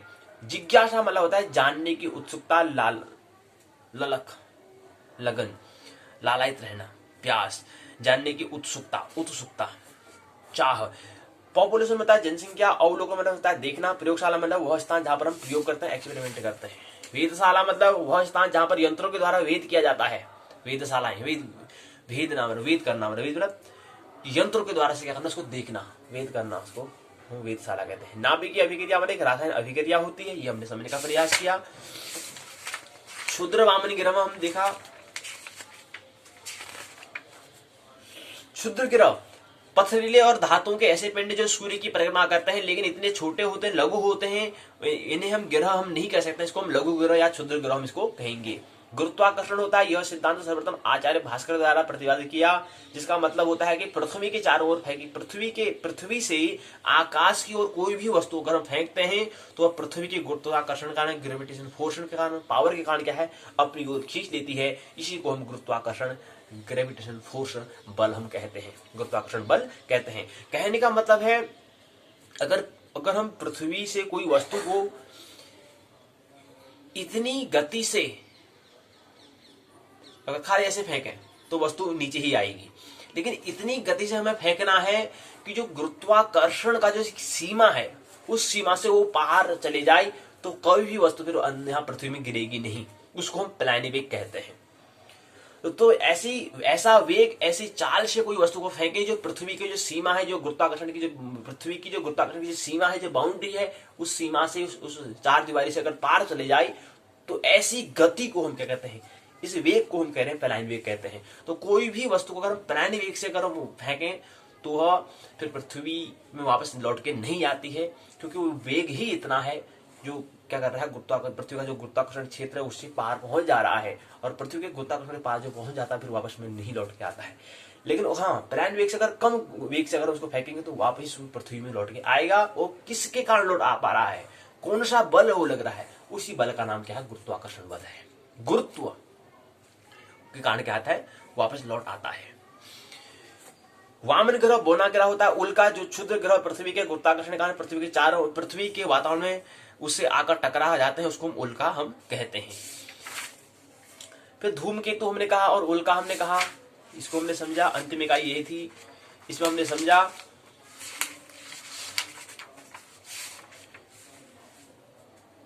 उल्का मतलब होता है टूटते हुए तारे को हम उल्का कहते हैं। धूमकेतु सौरमंडल में चमकते हुए ऐसे प्रकाश जो भ्रमण करते करते सूर्य के समीप पहुंचते हैं और उनका पूछ क्या है, बढ़ने लगता है, इसी को हम पुच्छल तारा या धूमकेतु हम कहते हैं। संग्रहालय मतलब संग्रहालय होता है पुरातन वस्तुएं जहां संग्रह करके अवलोकनार्थ से रखी जाती है, अर्थात संग्रहालय मतलब जहां पर संग्रह करना, ऐसा घर जहां पर इकट्ठा ही करने का हमारा रखा है, उसको संग्रहालय हम कहते हैं। जहां पर वस्तुओं का संग्रह किया, मतलब संग्रह मतलब जहां पर इकट्ठा करना, उसको ऐसा घर जहां पर कोई चीज इकट्ठी करते जाना, यहाँ पर वस्तु का इकट्ठा होना या कुछ चीज को हम इकट्ठा करते रहना, उसको हम संग्रहालय, संग्रह करना मतलब इकट्ठा करना। संग्रह शब्द मतलब दो शब्द से मिलकर बना हुआ है, संग्रह धन आलय से बना हुआ है। यहाँ पर संग्रह धन आलय मतलब ये कि यहाँ पर दीर्घ संधि बनी है, तो दोनों शब्दों से मिलकर, दो शब्दों से मिलकर बना है, संग्रह करना और आलय। आलय मूल्य होता है घर, जैसे विद्यालय हम कहते हैं, विद्यालय भी दो शब्दों से मिलकर बना है, विद्याधन आलय। दो शब्दों के यहाँ से ब्याह हुआ है, दो शब्दों का यहाँ पर मिलन हुआ है, ब्याह हुआ है, विद्याधन आलय। यानी कि विद्या का जो आलय है, जो घर है, उसको विद्यालय कहते हैं, स्कूल कहते हैं। अब विद्या क्या होती है, विद्या वो होती है जो करे सा विद्या या विमुक्ति, विद्या वो है जो मुक्त करे, जो स्वतंत्र करे। तो ऐसी जहां पर पठन पाठन चलता हो, जहां पर जो मुक्त करने, स्वतंत्र व्यक्ति को अधिकार में स्वतंत्रता करने का, मुक्त करने का जहां पर ऐसी व्यवस्था हो, ऐसी को हम विद्यालय कहते हैं। लेकिन विद्यालय जो है दो शब्दों से मिलकर, ऐसे संग्रहालय, संग्रह मतलब जहां पर इकट्ठा करने का जो घर जो हो उसको हम संग्रहालय कहते हैं। धातु मतलब धातु से निर्मित होती है, आसमिक मतलब होता है पत्थरों द्वारा निर्मित, दीर्घ वृत्ताकार, लंबा और गोलाकार, लंबा होगा और गोलाकार में होगा। रासायनिक विश्लेषण मतलब रासायनिक तत्व द्वारा विश्लेषण किया हुआ। भूमंडल मतलब पृथ्वी, भूमंडल से हम भूगोल कहते हैं। भूगोल मतलब होता है, भू मतलब होता है पृथ्वी, गोल मतलब पृथ्वी क्या है, गोल है, इसलिए उसने भूगोल हमने नाम, ज्योग्राफी हमने उसका कहा। तो ज्योग्राफी कहते हैं मतलब हम पृथ्वी की क्या करेंगे, उसकी भौगोलिकता को समझने का काम कहाँ करते हैं, भूगोल में करते हैं, अर्थात ज्योग्राफी में हम करते हैं, जियोग्राफी। तो भूगोल अर्थात भूमि, वो भू शब्द जो रखा गया है उसके लिए हमने रखा कि पृथ्वी क्या है, गोल है। अब गोल है, थोड़ा ये है कि यहाँ पर क्या है 12,756 किलोमीटर ये दूरी उसकी क्या है, अगर उसकी व्यास अगर हम उसके अक्षीय अगर बात करें, और क्षेत्र अगर उसकी ऊर्ध्वाधर की अगर हम बात करते हैं तो उसकी थोड़ा ऊंचाई, उसकी लंबाई क्या है, थोड़ा कम है, 12,714 किलोमीटर करीब होती है। तो 42 किलोमीटर के बीच में अंतर आता है, मतलब जो 42 किलोमीटर के बीच जो जाता है, ये लंबाई जो जाता है, इसी कारण पृथ्वी दबी हुई चपटी हुई लगती है, लेकिन फिर भी क्या है, गोल हम कहते हैं, इसलिए उसको नाम भूगोल हमने कहा। ज्योग्राफी में तो भूगोल में क्या करते हैं, ज्योग्राफी में क्या करते हैं, पृथ्वी की भौगोलिक वस्तुओं को, भौगोलिकता हम देखते हैं, कहाँ पर क्या है, कहाँ पर क्या है, कहाँ पर क्या है, कहाँ पर क्या चीज है, कहाँ पर क्या उगता है, कहाँ पर कहाँ किस चीज का उत्पादन ज्यादा होता है, ये चीज हम पृथ्वी में देखते हैं। पृथ्वी प्रत्येक क्षेत्र में अलग भिन्न भिन्न क्षेत्र में भिन्न भिन्न चीज उत्पादन होती है, इसके लिए हम ज्योग्राफी हमें क्या, हमें उसका ख्याल होना चाहिए, ज्योग्राफी पता होनी चाहिए पृथ्वी में कि कौन सी कहाँ पर होती है, अगर हमें कहीं जाना है तो वहाँ पर उसमें कौन सा मौसम होता है, कौन सा सीजन, कौन सी ऋतु होती है, ये सब हमें ख्याल रखना होता है। उसको ख्याल रखते हुए हमारी तैयारी, उसके हिसाब से वहाँ पर हम जाएंगे तो वहाँ पर हम हमारे लिए अनुकूल, हमारा पर अनुकूल हम रहेंगे। आप होता है कि अगर वहीं जा रहे हैं तो वहाँ हो सकता है गर्म हो, ठंडा हो, तो पूरी व्यवस्था पहले हम करके जाएंगे। उसके पहले भौगोलिकता को हम देखते हुए जाएंगे, अच्छा पृथ्वी इस भाग में क्या होता है, यहाँ पर इस समय ये होता है, इसमें ऐसे सीजन चलता है, इसमें ये ऋतु होती है, इसमें ये मौसम चल रहा है, उसमें ये हो रहा है, पूरी व्यवस्था को हम देखते हैं, इस समय यहाँ पर ये होता है, ये पूरी भूगोल में हम इसका अध्ययन करते हैं, इसलिए हम भूगोल इसको हमने कहा, ज्योग्राफी हमने कहा। भूगोलक मतलब भूमंडल, भूमि का एक मंडल का, मंडल मतलब सौर मंडल का एक मंडल का एक हिस्सा कौन है, पृथ्वी है। भूमंडल इसको हमने कहा, तो पृथ्वी को हमने भूमंडल हमने इसका नाम दिया। तो मतलब मंडल सौर मंडल का एक हिस्सा का नाम, जो तीसरा ग्रह जो है सूर्य के अंदर जो तीसरा ग्रह आता है, पहला आता है, पहला तो सूर्य होगा, दूसरा हो गया बुध, फिर शुक्र, फिर पृथ्वी आता है। तो तीसरा नंबर का जो ग्रह है सौरमंडल का जो तीसरा सदस्य पृथ्वी है, उसको हमने भूमंडल कहा। लेकिन मंडल का एक हिस्सा, एक भाग क्या है, एक सदस्य क्या है, वो भूमि है, इसलिए भूमंडल कहा। आइए इसी के अंतर्गत हम, ये तो हमने इकाइयों को हमने समझा। पहले खंड खगोल के अंदर हमने समझा खगोल, खगोल अर्थात ब्रह्मांड भी क्या होगा, गोल ही होगा। खगोल जहां पर हम कह रहे हैं, खग मतलब होता है जो अंतरिक्ष में शून्य में जो स्थित हो, उसको हम खगोल कहते हैं। तो वो भी क्या है, गोल जैसा ही होता है, उसको खगोल में अध्ययन हम करते हैं। तो उसके अंदर हमने 6 इकाई को समझने का हमने प्रयास किया। आकाशगंगा निहारिका, सौर परिवार, ग्रह उपग्रह, तारा तारापुंज, क्षुद्र वामन ग्रह, धूमकेतु, उल्का को हमने समझने का प्रयास हमने किया। अब इसी क्रम में दूसरे को काल को हम समझे। आइए द्वितीय खंड में काल को समझते हैं। टाइम क्या है इसको हम समझे। काल में हम यहाँ पर 5 इकाई को समझने का हम प्रयास करेंगे। पहले में हम बात करेंगे त्रुट आदि अमुहूर्त काल को, दूसरा आता है प्राण आदि मुहूर्त काल को। तीसरी इकाई में सप्ताह, पक्ष, मास, अधिमास, 6 मास को समझेंगे। चौथे में ऋतु, अयन, गोल वर्षों को समझेंगे। 5वें में युग, महायुग, मनु, कल्प को समझेंगे, परार्ध को समझेंगे। फिर ये 5 इकाई में हम समझेंगे काल को। तीसरे खंड में पंचांग से परिचय, तिथि, वार, नक्षत्र, योग, करण, ग्रह, कक्षा, प्राच्य और पाश्चात्य दृष्टि समझेंगे। तृतीय खंड में, चतुर्थ खंड में सूर्योदय साधन, अक्षांश, रेखांश, देशांतर, क्रांति एवं चर ज्ञान। तीसरी इकाई मध्यांतर, वेदांतर, स्पष्टांतर। चतुर्थ में सूर्योदय, सूर्यास्त, दिनमान, रात्रिमान। 5वां मानक अर्थात स्टैंडर्ड समय ज्ञान। छठा स्थानीय अर्थात लोकल समय ज्ञान का हम इसमें हम समझने का प्रयास चतुर्थ खंड में करेंगे। तो आइए आज से हम खंड दूसरे में काल को समझने का हम प्रयास करें। काल क्या है, टाइम क्या है। अब काल और समय, ये थोड़ा हम इसमें भेद हमें करना चाहिए। जैसे हम कोई भी जैसे करते हैं काल और जैसे शाश्वत हम अंतर करते हैं, ऐसे ही भेद हमें करना चाहिए समय और काल में। समय और काल में मतलब कहें कि काल का एक हिस्सा को हम समय कहते हैं, टाइम कहते हैं,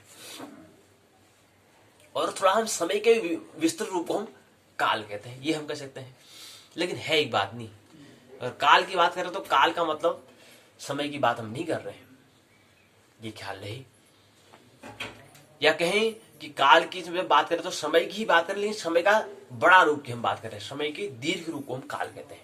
समय का दीर्घ जो बड़ा जो समय हम जो है उसको हम, उसका जो दीर्घ जो उसका रूप है उसको हम काल कहते हैं। समय, अब समय क्या होता है फिर, अर्थात काल जो है वो समय का ही दीर्घ रूप है। तो फिर समय क्या है, समय क्या है, टाइम क्या है। फिर टाइम किसे कहते हैं, समय किसे कहते हैं। हम कहते हैं यार टाइम जा रहा है, समय जा रहा है, निकल रहा है, बिल्कुल जा रहा है। तो समय क्या है, टाइम क्या है। टाइम के मन में विचार किसके मन में आता है। टाइम, समय जो हम कह रहे हैं वो किसके मन में ख्याल में आता है, किसके ख्याल में आता है, जिसके पास मन होता है। टाइम का विचार वही करेगा, जो विचारशील होता है वही समय के बारे में पूछता है।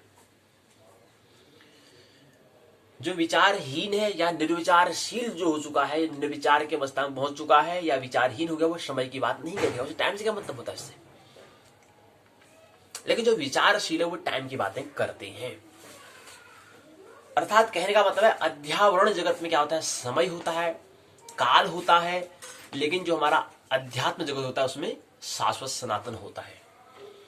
तो टाइम की बात कौन करेगा, टाइम की बात जो विचारशील व्यक्ति है। जैसे कहेंगे यार हाँ यार क्या समय चल रहा है यार, कितना समय हो गया, अभी मैं 1 घंटे से पढ़ाई कर रहा था, इतना समय हो चुका है। तो समय की बात कौन करता है, जो विचारशील, जिसके बाद मन होता है, जिसके बाद माइंड होता है। तो इसलिए हम कहते हैं कि टाइम इज मनी। समय ही क्या है, रुपया है। समय अगर हम समय का सदुपयोग हम करेंगे तो हम रुपया, हम पैसे कमा सकते हैं। और हम टाइम इज मनी कहते हैं, टाइम इज माइंड भी हम कहेंगे तो भी कोई दिक्कत की बात नहीं, क्योंकि दोनों एक दूसरे क्या है, दोनों एक दूसरे को क्या है, बिलोंग करते हैं।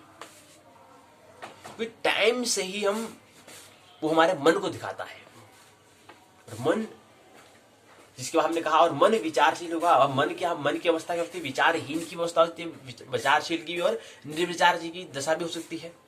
3 स्थिति हो सकती है, 3 ढंग 3 तरीके हो सकते हैं। मन की 3 अवस्थाएं हो सकती है, एक विचारहीन की, एक विचारशील की, एक निर्विचारशील की अवस्था। अब विचारहीन की अवस्था में होता है बच्चा, उससे अभी कोई विचार ही उत्पन्न नहीं हुए, अभी थॉट्स का भी जन्म नहीं हुआ है, विचार का जन्म ही नहीं हुआ, तो उसको कोई समय का कोई मतलब नहीं होगा। वो 1 घंटे वो काम क्या है, वो खेलने में रहेगा, वो मतलब दिन सुबह से लेकर शाम तक खेलने को, तो उससे कोई मतलब नहीं होगा। कोई बात नहीं, खेलना है, उसे खेलने से मतलब होगा। वो तो बीच में थोड़ा विभाग कहता है थोड़ा पढ़ाई भी करना, तो थोड़ा बीच में थोड़ा दे देते हैं, तब उनको हटना पड़ता, नहीं तो वो पूरे दिन भर जब तक कि भूख नहीं लगे तब खेलते रहेंगे वो, क्योंकि उनसे समय से कोई मतलब नहीं है, क्योंकि भी विचार का भी जन्म नहीं हुआ है, अभी विचारहीन की अवस्था है। मूल बात तो ये है। लेकिन थोड़ा वो खेलते कहते हैं, थोड़ा कह देते हैं माता पिता कहते हैं हाँ चलो भाई पढ़ाई भी तो करनी है, तो बीच में छोड़ना पड़ता है, या बीच में हो जाए कभी भूख लग जाए तो जाना पड़ता है, नहीं तो वो दिन भर खेलते रहे। उसका भी बात है कि उसके बाद क्या है, इनके बाद इनका भी विचारहीन की अवस्था है। इस दशा को हम, ऐसी दशा को, ऐसी स्थिति को हम, ऐसे स्टेटस को हम विचारहीन की अवस्था कहते हैं, स्टेज कहते हैं, ऐसी अवस्था है ये। लेकिन कब तक रहता है? धीरे धीरे समय आगे बढ़ता है, तो वही बच्चा फिर आगे क्या करता है, विचारशील की अवस्था में पहुंचता है, तो वो समय की बात करता है। अच्छा इतना समय हो चुका है, अच्छा 1 घंटे से खेल रहा यार, अब तो मेरे को पढ़ना भी है, तो दूसरी बातें आएंगी, यानी कि बेचैनी, अर्थात मन, बेचैनी किसकी होती है? मन की तो होती है, तो वो समय पूछेगा, अच्छा यार समय ठीक है। दूसरी अवस्था है विचारशील की अवस्था। लेकिन ये दूसरी अवस्था, इसके बाद अगर आगे और विचार निरंतर आगे और जागरूक होते गए तो फिर इस विचारशील से हम फिर निर्विचार की अवस्था में पहुंच सकते हैं। अब कितने लोग पहुंच पाते हैं, प्रत्येक व्यक्ति की निर्भरता दर पर निर्भर करेगा। लेकिन एक अवस्था और होती है विचारशील, निर्विचारशील की अवस्था, तो वहां पर भी टाइम क्या होता है? शून्य हो जाता है, टाइमलेसनेस हो जाता है, समय शून्य वहां पर हो जाता है। वो कब होता है? जब हमारा मन मौन हो जाता है, शांत हो जाता है। अब मन अनुपस्थित हो चुका, तो कौन होता है समय? आत्मा होता है। तो आत्मा के जगत में फिर समय क्या है? समय की बात नहीं होती, फिर वहां पर शाश्वती सनातन की बात होती है, टाइम से कोई लेना देना नहीं होता है, फिर टाइम से कोई लेना देना नहीं है। टाइम किसके लिए होता है? विचारशील के लिए होता है। टाइम किसके लिए? अध्यावरण के लिए। टाइम किसके लिए? विज्ञान के लिए, शास्त्र के लिए, साइंस के लिए हो होता है। अध्यात्म के लिए कोई समय नहीं होता है, वहां तो केवल हो ना हो, बस होना होता है। जैसे छोटा बच्चा है ना, तो विचारहीन की अवस्था और निर्विचारशील की अवस्था लगभग दोनों जैसी, हम एक ही अवस्था जैसी होती है, लेकिन दोनों में फर्क जमीन आसमान का फर्क होता है। यानी कि पृथ्वी और अंतरिक्ष के बीच में जो फर्क, ऐसा फर्क होता है। क्यों? क्योंकि विचारहीन की अवस्था, क्योंकि बच्चे का अभी क्या है, विचार का ही जन्म नहीं हुआ है, अभी विचार का ही अवस्था अभी क्या है, मूर्छा में जी रहा है। जबकि निर्विचारशील की अवस्था क्या है, परम जागरण में जी रहा है। यानी कि उसका पहले विचारहीन से विचारशील, उसके बाद निर्विचार की उसने यात्रा करते हुए आया है, अर्थात वो जाग चुका है। तो वहां भी समय खत्म हो चुका है, यहाँ पर भी समय खत्म हो चुका है। लेकिन दोनों में फर्क क्या है? एक जागा हुआ है, एक परम जागरण को, एक मूर्छित में है, एक मूर्छा में है, एक अमूर्छा में है, एक होश में है, एक बेहोश में है।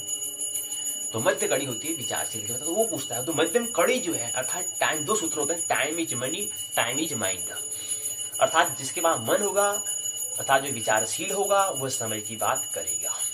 और थोड़ा सा समय की अगर तो आगे और विचारशील अगर निरंतर आगे बढ़ेंगे तो हम काल की बात करते हैं, अर्थात समय का ही थोड़ा बड़ा रूप जो दीर्घ रूप, उसको हम काल कहते हैं। और समय का शून्य ही हो जाना, वो फिर अगला क्या है? शाश्वत सनातन है। यहाँ पर समय की कोई बात नहीं होती है। यहां पर हम काल की बात कर रहे हैं, तो समय हमने समझ लिया कि समय किसके लिए होता है? जिसके पास मन होता है, जिसका माइंड है, जो विचारशील है, उस समय की बात करेंगे। लेकिन हमारे करें जो विचार, जो आगे समय से भी आगे आने वाले, जो समय से भी आगे बढ़ना चाहते हैं, उसके लिए यहाँ पर बात होगी, उसके लिए पाठशाला होगी, क्योंकि काल की बात हम कर रहे हैं, अर्थात समय का दीर्घ रूप की हम बात कर रहे हैं। समय 1-2 घंटे से मतलब जो कह रहे हैं, जो आमतौर पर हम कहते हैं, उससे काम चलने वाला नहीं है। अर्थात हमें इसका सूक्ष्म समय भी और उसका स्थूल समय भी हमें समझना है। जो व्यक्ति समय से शून्य होना चाहता है, या समय को समझना चाहता है, समय से पार होना चाहता है, उसके लिए आने वाली पाठशाला खंड दूसरा काल है। अब यहाँ पर काल कहते हैं, अब इकाई का नामकरण कर दिया है इनने, 5 इकाई यहाँ पर रख दिया है। पहले इकाई का नाम इन्हें कर दिया पहली इकाई का नाम इन्हें कर दिया अमूर्त, दूसरे का नाम कर दिया मुहूर्त। इनके काल का इन्हें विभाजन किया है कि पहले इकाई का नाम इन्हें अमूर्त, दूसरे का नाम मुहूर्त, तीसरे का नाम फिर सप्ताह, पक्ष, मास, अधिमास, 6 मास रखा है। चौथे में ऋतु एवं गोल वर्ष का नाम रखा है, गोल और वर्ष का मान रखा है। 5वें इकाई में युग का, महायुग का, मनु का, कल्प का, परार्ध का, यह मान यहाँ पर रखे गए हैं 5 इकाई में। अर्थात हम काल को समझेंगे, काल को समझते समझते फिर हमें निर्विचार की अवस्था में पहुंचना है, अर्थात शाश्वत सनातन में पहुंचना है। तो समझे फिर क्या है। पहले इकाई में अन्य अमूर्त, त्रुटि आदि अमूर्त काल के बारे में बताया है। अब अमूर्त काल जो है उसको समझने से पहले हमें क्या करना होगा, उससे पहले हमें काल क्या है ये तो हमने समझ लिया।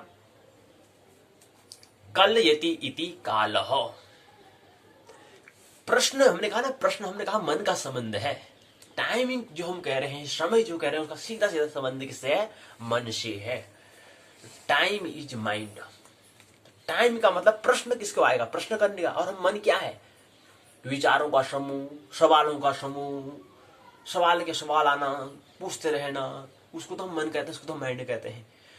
तो आप काल शब्द कह रहे हैं, पूछ रहे हैं, कौन पूछता है, वो मन पूछता है, प्रश्न करता है। कौन करता है प्रश्न, मन का ही तो स्वभाव है प्रश्न करना। यानी कि मन मतलब चंचलता, मतलब कुछ तो कुछ हलचल करना, अच्छा ये क्या चीज है, क्या चीज है।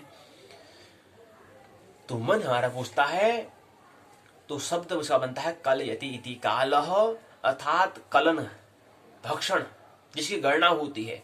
तो दो हमने कहा कि काल के 2 प्रकार होते हैं। काल का प्रश्न हमने कहा, तो काल का सीधा सीधा संबंध किससे है, रिलेशन किससे है, सहयोग किससे है, माइंड से, मन से है। तो अब हम आइए, आज से हम मन को समझने का हम प्रयास करेंगे। टाइम के माध्यम से अपने मन को हम समझने का, माइंड को समझने का हम प्रयास करेंगे। मन का स्वभाव, मन का नेचर क्या है, इसको हम समझने का प्रयास करेंगे। आइए, तो 2 भाग होते हैं। पहले हमने कहा कि काल का शब्द का मतलब होता है इसका कल यति इति कालः, कल यति इति कालः। तो 2 अर्थों में इसको हम प्रयोग करेंगे, 2 प्रकार के हो जाते हैं। एक नाम हमने कहा कि कल इति कालः मतलब एक 2 काल, इसके काल के 2 भाग होते हैं। पहले भाग को हमने कहा कि लोक का संहार करने वाला, दूसरा होता है कलनात्मक या गणनात्मक, अर्थात गणना करने वाला समय। लोक का अभी हमने बात की थी, अभी हम खगोल को समझ रहे थे। इससे पहले खंड में हमने कहा कि जो पृथ्वी है, तारे हैं, सौरमंडल हैं, आकाश गंगाएं हैं, इनका भी एक समय है, इनका भी एक क्या है, समय, एक पीरियड से है। उनके बाद फिर क्या होगा, इसका भी क्या होगा, एक समय बाद क्या हो जाएंगे, इनका भी संहार हो जाएगा। तो इसी के हिसाब से हमने इस समय को हम लोक संहारक काल हम कहते हैं। जब लोक का भी, अर्थात लोक मतलब क्या होता है, एक हमारा क्या है, एक पिंड है, खगोलिक पिंड है, इनको हम लोग कहते हैं। पृथ्वी एक क्या पिंड है, एक ग्रह है, ऐसे दूसरा ग्रह, तीसरा ग्रह। तो इनका भी क्या हो जाता है, जब इन पिंडों का भी क्या है, आकाशगंगाओं का भी संहार हो जाता है, ऐसे समय को हम क्या कहते हैं, संहारक काल कहते हैं। तो पहला काल, पहला भाग तो यह। दूसरा भाग आता है गणनात्मक, अर्थात गणना करना, अर्थात क्या है, हिसाब किताब, अर्थात गणना करना। मैं यहाँ पर गणना किससे, आप मस्तिष्क से। पहले में हमने कहा कि समय जो है, पहले हमने कहा कि समय किसका है, वो माइंड से संबंधित है, टाइम इज माइंड है। अब यहाँ पर दूसरा क्या है, दूसरा समय गणनात्मक मस्तिष्क से, हमारा ब्रेन से, हमारा मस्तिष्क खुद लिखते ना, अच्छा गणना करो, थोड़ा हिसाब किताब, गणित से मतलब है, गणना मतलब गणित से। तो दूसरा संबंध, दूसरा भाग क्या है, गणित से है। पीछे संहारक काल अर्थात जगत का विनाश करने वाला होता है। कहते हैं कि इसका काल आ गया, काल के गाल में समा गए, काल के विनाशक होने का प्रमाण यहाँ पर होता है। दूसरा काल आता है कलना करना था, गणना करना था, हिसाब किताब, अर्थात मस्तिष्क से संबंधित। अच्छा मैंने आज इतने पैसे कमाए, अच्छा मैंने इतना करे, तो ऐसे, अच्छा मैंने इतने पैसे कितने समय में कमाए, इतने सालों में मैंने इतना पैसा कमा पाया। ये गणना हम कर रहे हैं, हिसाब किताब कर रहे हैं। कौन करता है, मस्तिष्क से, हमारे गणित की हम कर रहे हैं, मस्तिष्क की हम बात कर रहे हैं। कहते ना इतने साल में इतने पैसे कमाए, इतने साल में मैंने इतने ही पैसे कमाया, अच्छा इतने दर्शक कमाया मैंने। तो ये क्या है, काल के क्या है, कलनात्मक था, गणनात्मक था, हिसाब किताब का समय क्या होता है, ऐसा समय। वह काल जिसे कलना या गणना की जा सके। तो 2 भाग होते हैं काल के, हमने कहा काल जो है, काल के होते हैं दो भाग। काल जो है उसके होते हैं दो भाग। काल हमने कहा उसका संबंध किससे है? मन से संबंध, माइंड से संबंधित है। हमने इसको समझाने का प्रयास हमने किया कि काल के लिए अगर हम बात करें तो उसके लिए हमें पहले तीन स्थिति को हमें ख्याल हमें रखना चाहिए। पहली स्थिति होती है विचारहीन की, जैसे बच्चा होता है। दूसरी स्थिति होती है विचारशील की, बच्चा ही जब आगे बड़ा हो जाए, जब थोड़ा आगे विचारों का जन्म हो जाता है, 14-15 वर्ष का जब हो जाता है, 7 वर्ष से ऊपर का हो जाता है, तो धीरे धीरे विचार करना, धीरे समय की बात करना शुरू कर देता है। 14 वर्ष में थोड़ा मस्तिष्क तैयार हो जाता है, तो फिर वहां से फिर क्या है, विचारशील की अवस्था प्रारंभ होती है। फिर अगला क्रम होता है वो तो हमारे व्यक्तित्व पर निर्भर करेगा कि हम, हमारी तीव्रता पर निर्भर करेगा, हम कितने, हमारी दर है, कितनी हमारी जिज्ञासा, कितनी हमारी लगन है, उस पर हमारा निर्भर करेगा। उस हिसाब से फिर हमारा तीसरा ही एक दशा होती है, एक स्थिति होती है, वो होती है निर्विचारशील की, जहां पर हम मौन हो जाते हैं, मन का शून्य हो जाता है। तो 3 दशा यहाँ पर होती है। तीसरी दशा में फिर क्या है, समय शून्य हो जाता है, फिर वहां पर शाश्वत होता है। तो इसी क्रम में हमने कहा कि काल को हम यहाँ पर मुख्यतः 2 भाग हमने किया। पहले हमने कहा काल का संबंध माइंड से, हमने कहा माइंड से संबंधित है। इसके लिए हमने इसके 2 भाग हमने करा। एक विचारहीन की अवस्था, विचारशील व्यक्ति से भी कुछ लेना देना नहीं होता, क्योंकि वो तो विचारहीन अवस्था में है, तो विचार का जन्म ही नहीं हुआ है, थॉट्स का जन्म ही नहीं हुआ है, तो उससे भी कोई मतलब नहीं है। टाइम का संबंध सीधे किससे है, विचारशील व्यक्ति से, अर्थात अर्जुन से लेना देना है। जो अर्जुन है उससे, उसके लिए लेना देना है टाइम का। जो मनुष्य है उसका लेना देना है। तो यहाँ पर मनुष्य जो है वो समय की बात, पशु भी वही समय की बात नहीं करता है, इससे कोई मतलब नहीं, समय से मतलब कोई मतलब नहीं है। लेकिन मनुष्य जो हम जीवन जो है वो क्या है, हमारे टाइम की बात करते हैं। अब मनुष्य जीवन भी क्या एक पड़ाव है। कहते हैं यार ठीक है यार, अपने आप को विकसित हमें करना है, क्योंकि पड़ाव है, इसी भी आगे मंजिल को प्राप्त करना है, तो इसलिए हम विचार करते हैं ठीक है यार, और क्या चीज, और चीज क्या प्राप्त करना है, और अपने आप कितना विकसित करना है। तो पड़ाव है, ये तो मंजिल तक पहुंचे नहीं है, लेकिन यहाँ से भी आगे बढ़ना है, तो कितना समय लगेगा, और क्या अपने आप में विकास करना है। तो हम बात करते हैं ये सीधे सीधा मनुष्य का लेने देना है, माइंड से लेना देना है। अर्थात माइंड, वो भी माइंड किसका, अब माइंड तो और अन्य प्राणी का भी होता है, लेकिन माइंड भी किसका, यहाँ पर मनुष्य का हम बात करेंगे। तो मनुष्य के माइंड से संबंधित काल की हम बात करते हैं। अब काल के हमने कहा 2 भाग होते हैं। एक हमने कहा कि अखंड काल होता है, एक होता है सखंड काल। एक हुआ अखंड काल, एक होता है सखंड काल। एक होता है अखंड काल, एक होता है सखंड काल। ये हमने 2 बात किया। अर्थात एक होता है संहार करने वाला, एक होता है गणना करने वाला।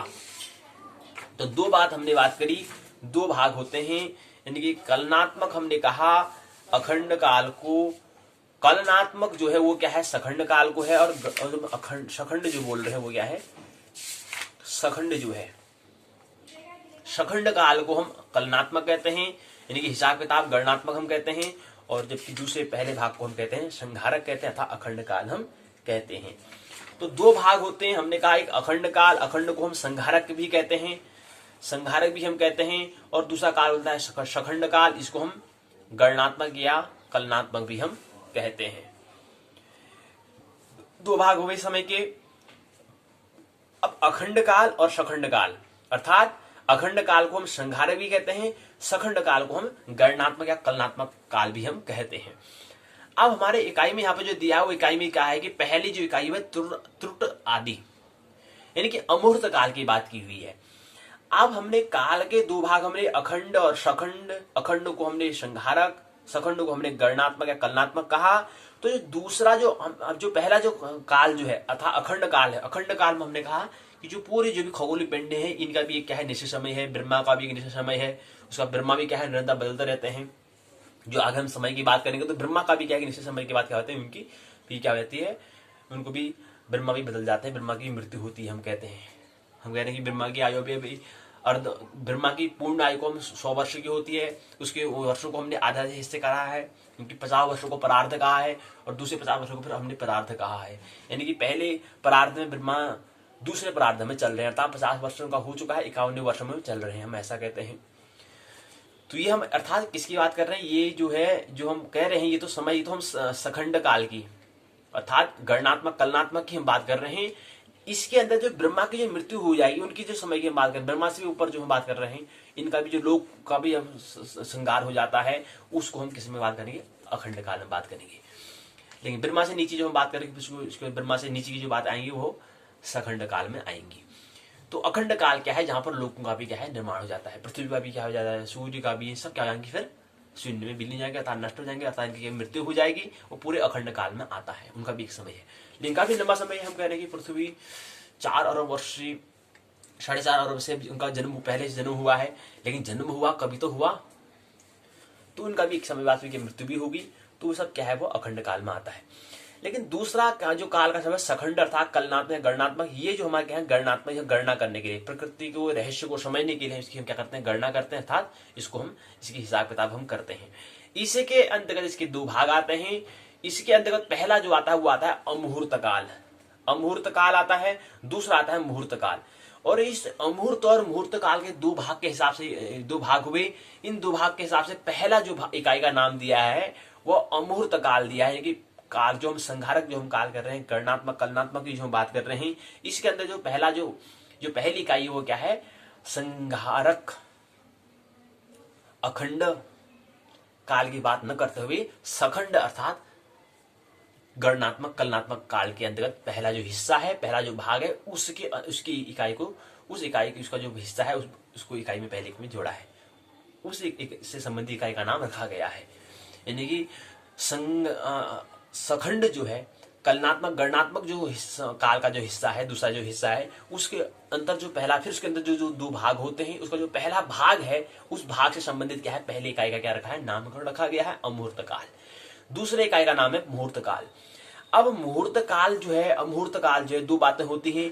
अब अमुहूर्त भी क्या है, इसके भी अंदर क्या है, बहुत सारी इकाइयां आती हैं। उसमें जो पहली जो इकाई आती है वो आती है त्रुटि। त्रुटि आती है पहले, इसलिए इसको नाम हमने क्या रखा, त्रुटि आती है। त्रुटि आने से इसका नाम हमने क्या कर दिया, त्रुट आदि हमने क्या कर दिया, अमुहूर्त काल। अर्थात इकाई जो पहली है उसको हम क्या करेंगे, अमुहूर्त काल को समझेंगे, अर्थात सखंड काल को हम समझेंगे। सखंड के 2 भाग होते हैं, हमने कहा अमूर्त और मुहूर्त, उसको हम इकाई 1 और इकाई 2 में समझने का प्रयास करेंगे। पहले अमुहूर्त को समझेंगे अर्थात सखंड काल को समझेंगे, अर्थात गणनात्मक कलनात्मक काल को समझेंगे, जो काल के दूसरा भाग है। पहला भाग जबकि अखंड है, जो इसे हम कहें संहारक काल, उसकी बात हम यहाँ पे विस्तार से नहीं करेंगे। उसमें बात जिसकी कर रहे हैं वो उसमें समाहित हो जाता है। संहारक काल जो है, अखंड काल जो है, जिसकी हम बात करेंगे, उसका भी जो समय क्या मृत्यु हो जाती है, वो उसकी जो मृत्यु हो जाएगी उसको क्या कहेंगे, अखंड काल कहेंगे। ब्रह्मा की हम बात करेंगे, सखंड करेंगे, लेकिन इसकी भी क्या मृत्यु हो जाएगी तो कौन सा समय है, उसका भी एक समय है। उस समय की जो समय अवधि को हम अखंड काल कहते हैं। अर्थात सखंड काल को समझ रहे होंगे तो किसकी बात, जब इसको भी जब मृत्यु आएगी तो वो क्या कहलाएगा, अखंड काल कहलाएगा। और अखंड काल का भी समय आएगा तो फिर वो अखंड काल भी जब शून्य हो जाता है तो वो अगला फिर क्या आता है, शाश्वत सनातन आ जाता है। ये बात हमें समझनी है। तो कल के आज तो हम यहाँ पर रूपरेखा में बात कर लेंगे, कल हमें क्या करना है उसी बारे में बात कर लेंगे। तो वही करेंगे हम, इकाई 1 और इकाई 2 को समझेंगे, फिर आगे तीसरी चौथी इकाई को भी हम 5 इकाई इसमें दी गई है। तो ये हमने समझा कि काल के 2 भाग होते हैं। और काल टाइम क्या है, समय का ही दीर्घ रूप को हम काल कहते हैं। ये हमने कहा कि अगर हमारी साथ क्षमता अगर क्या हो जाए, इस लोक से परलोक में अगर सोचने लग जाए, उससे आगे और क्या होता है समझने लग जाए, तो हम कहेंगे अच्छा हम काल में हमारी क्या हुई, यात्रा होगी। नहीं तो हम समय में ही यात्रा करते हैं, कहते हैं यार कितने बज के कितना हो गया, इस मैंने आज तक जीवन में मैंने क्या किया, इसी जीवन में हमारा हम मन की बात, हमारा मन विचार रहता है। इसके आगे हमारी कल्पना जाती नहीं, धारणा नहीं जाती है, तो हम यहीं पर रह पाते हैं। तो कल में यही समझेंगे। तो time is money, time is mind, इस 2 सूत्रों का ख्याल रहे। मानना नहीं जानना, आनंद महोत्सव जीवन जीना है। मेरी बातों को प्रेम करो, शांति को सुना, बहुत बहुत अनुग्रहित हूँ। अंत में सबके भीतर बैठे परमात्मा को प्रणाम करता हूँ, मेरा प्रणाम स्वीकार करें।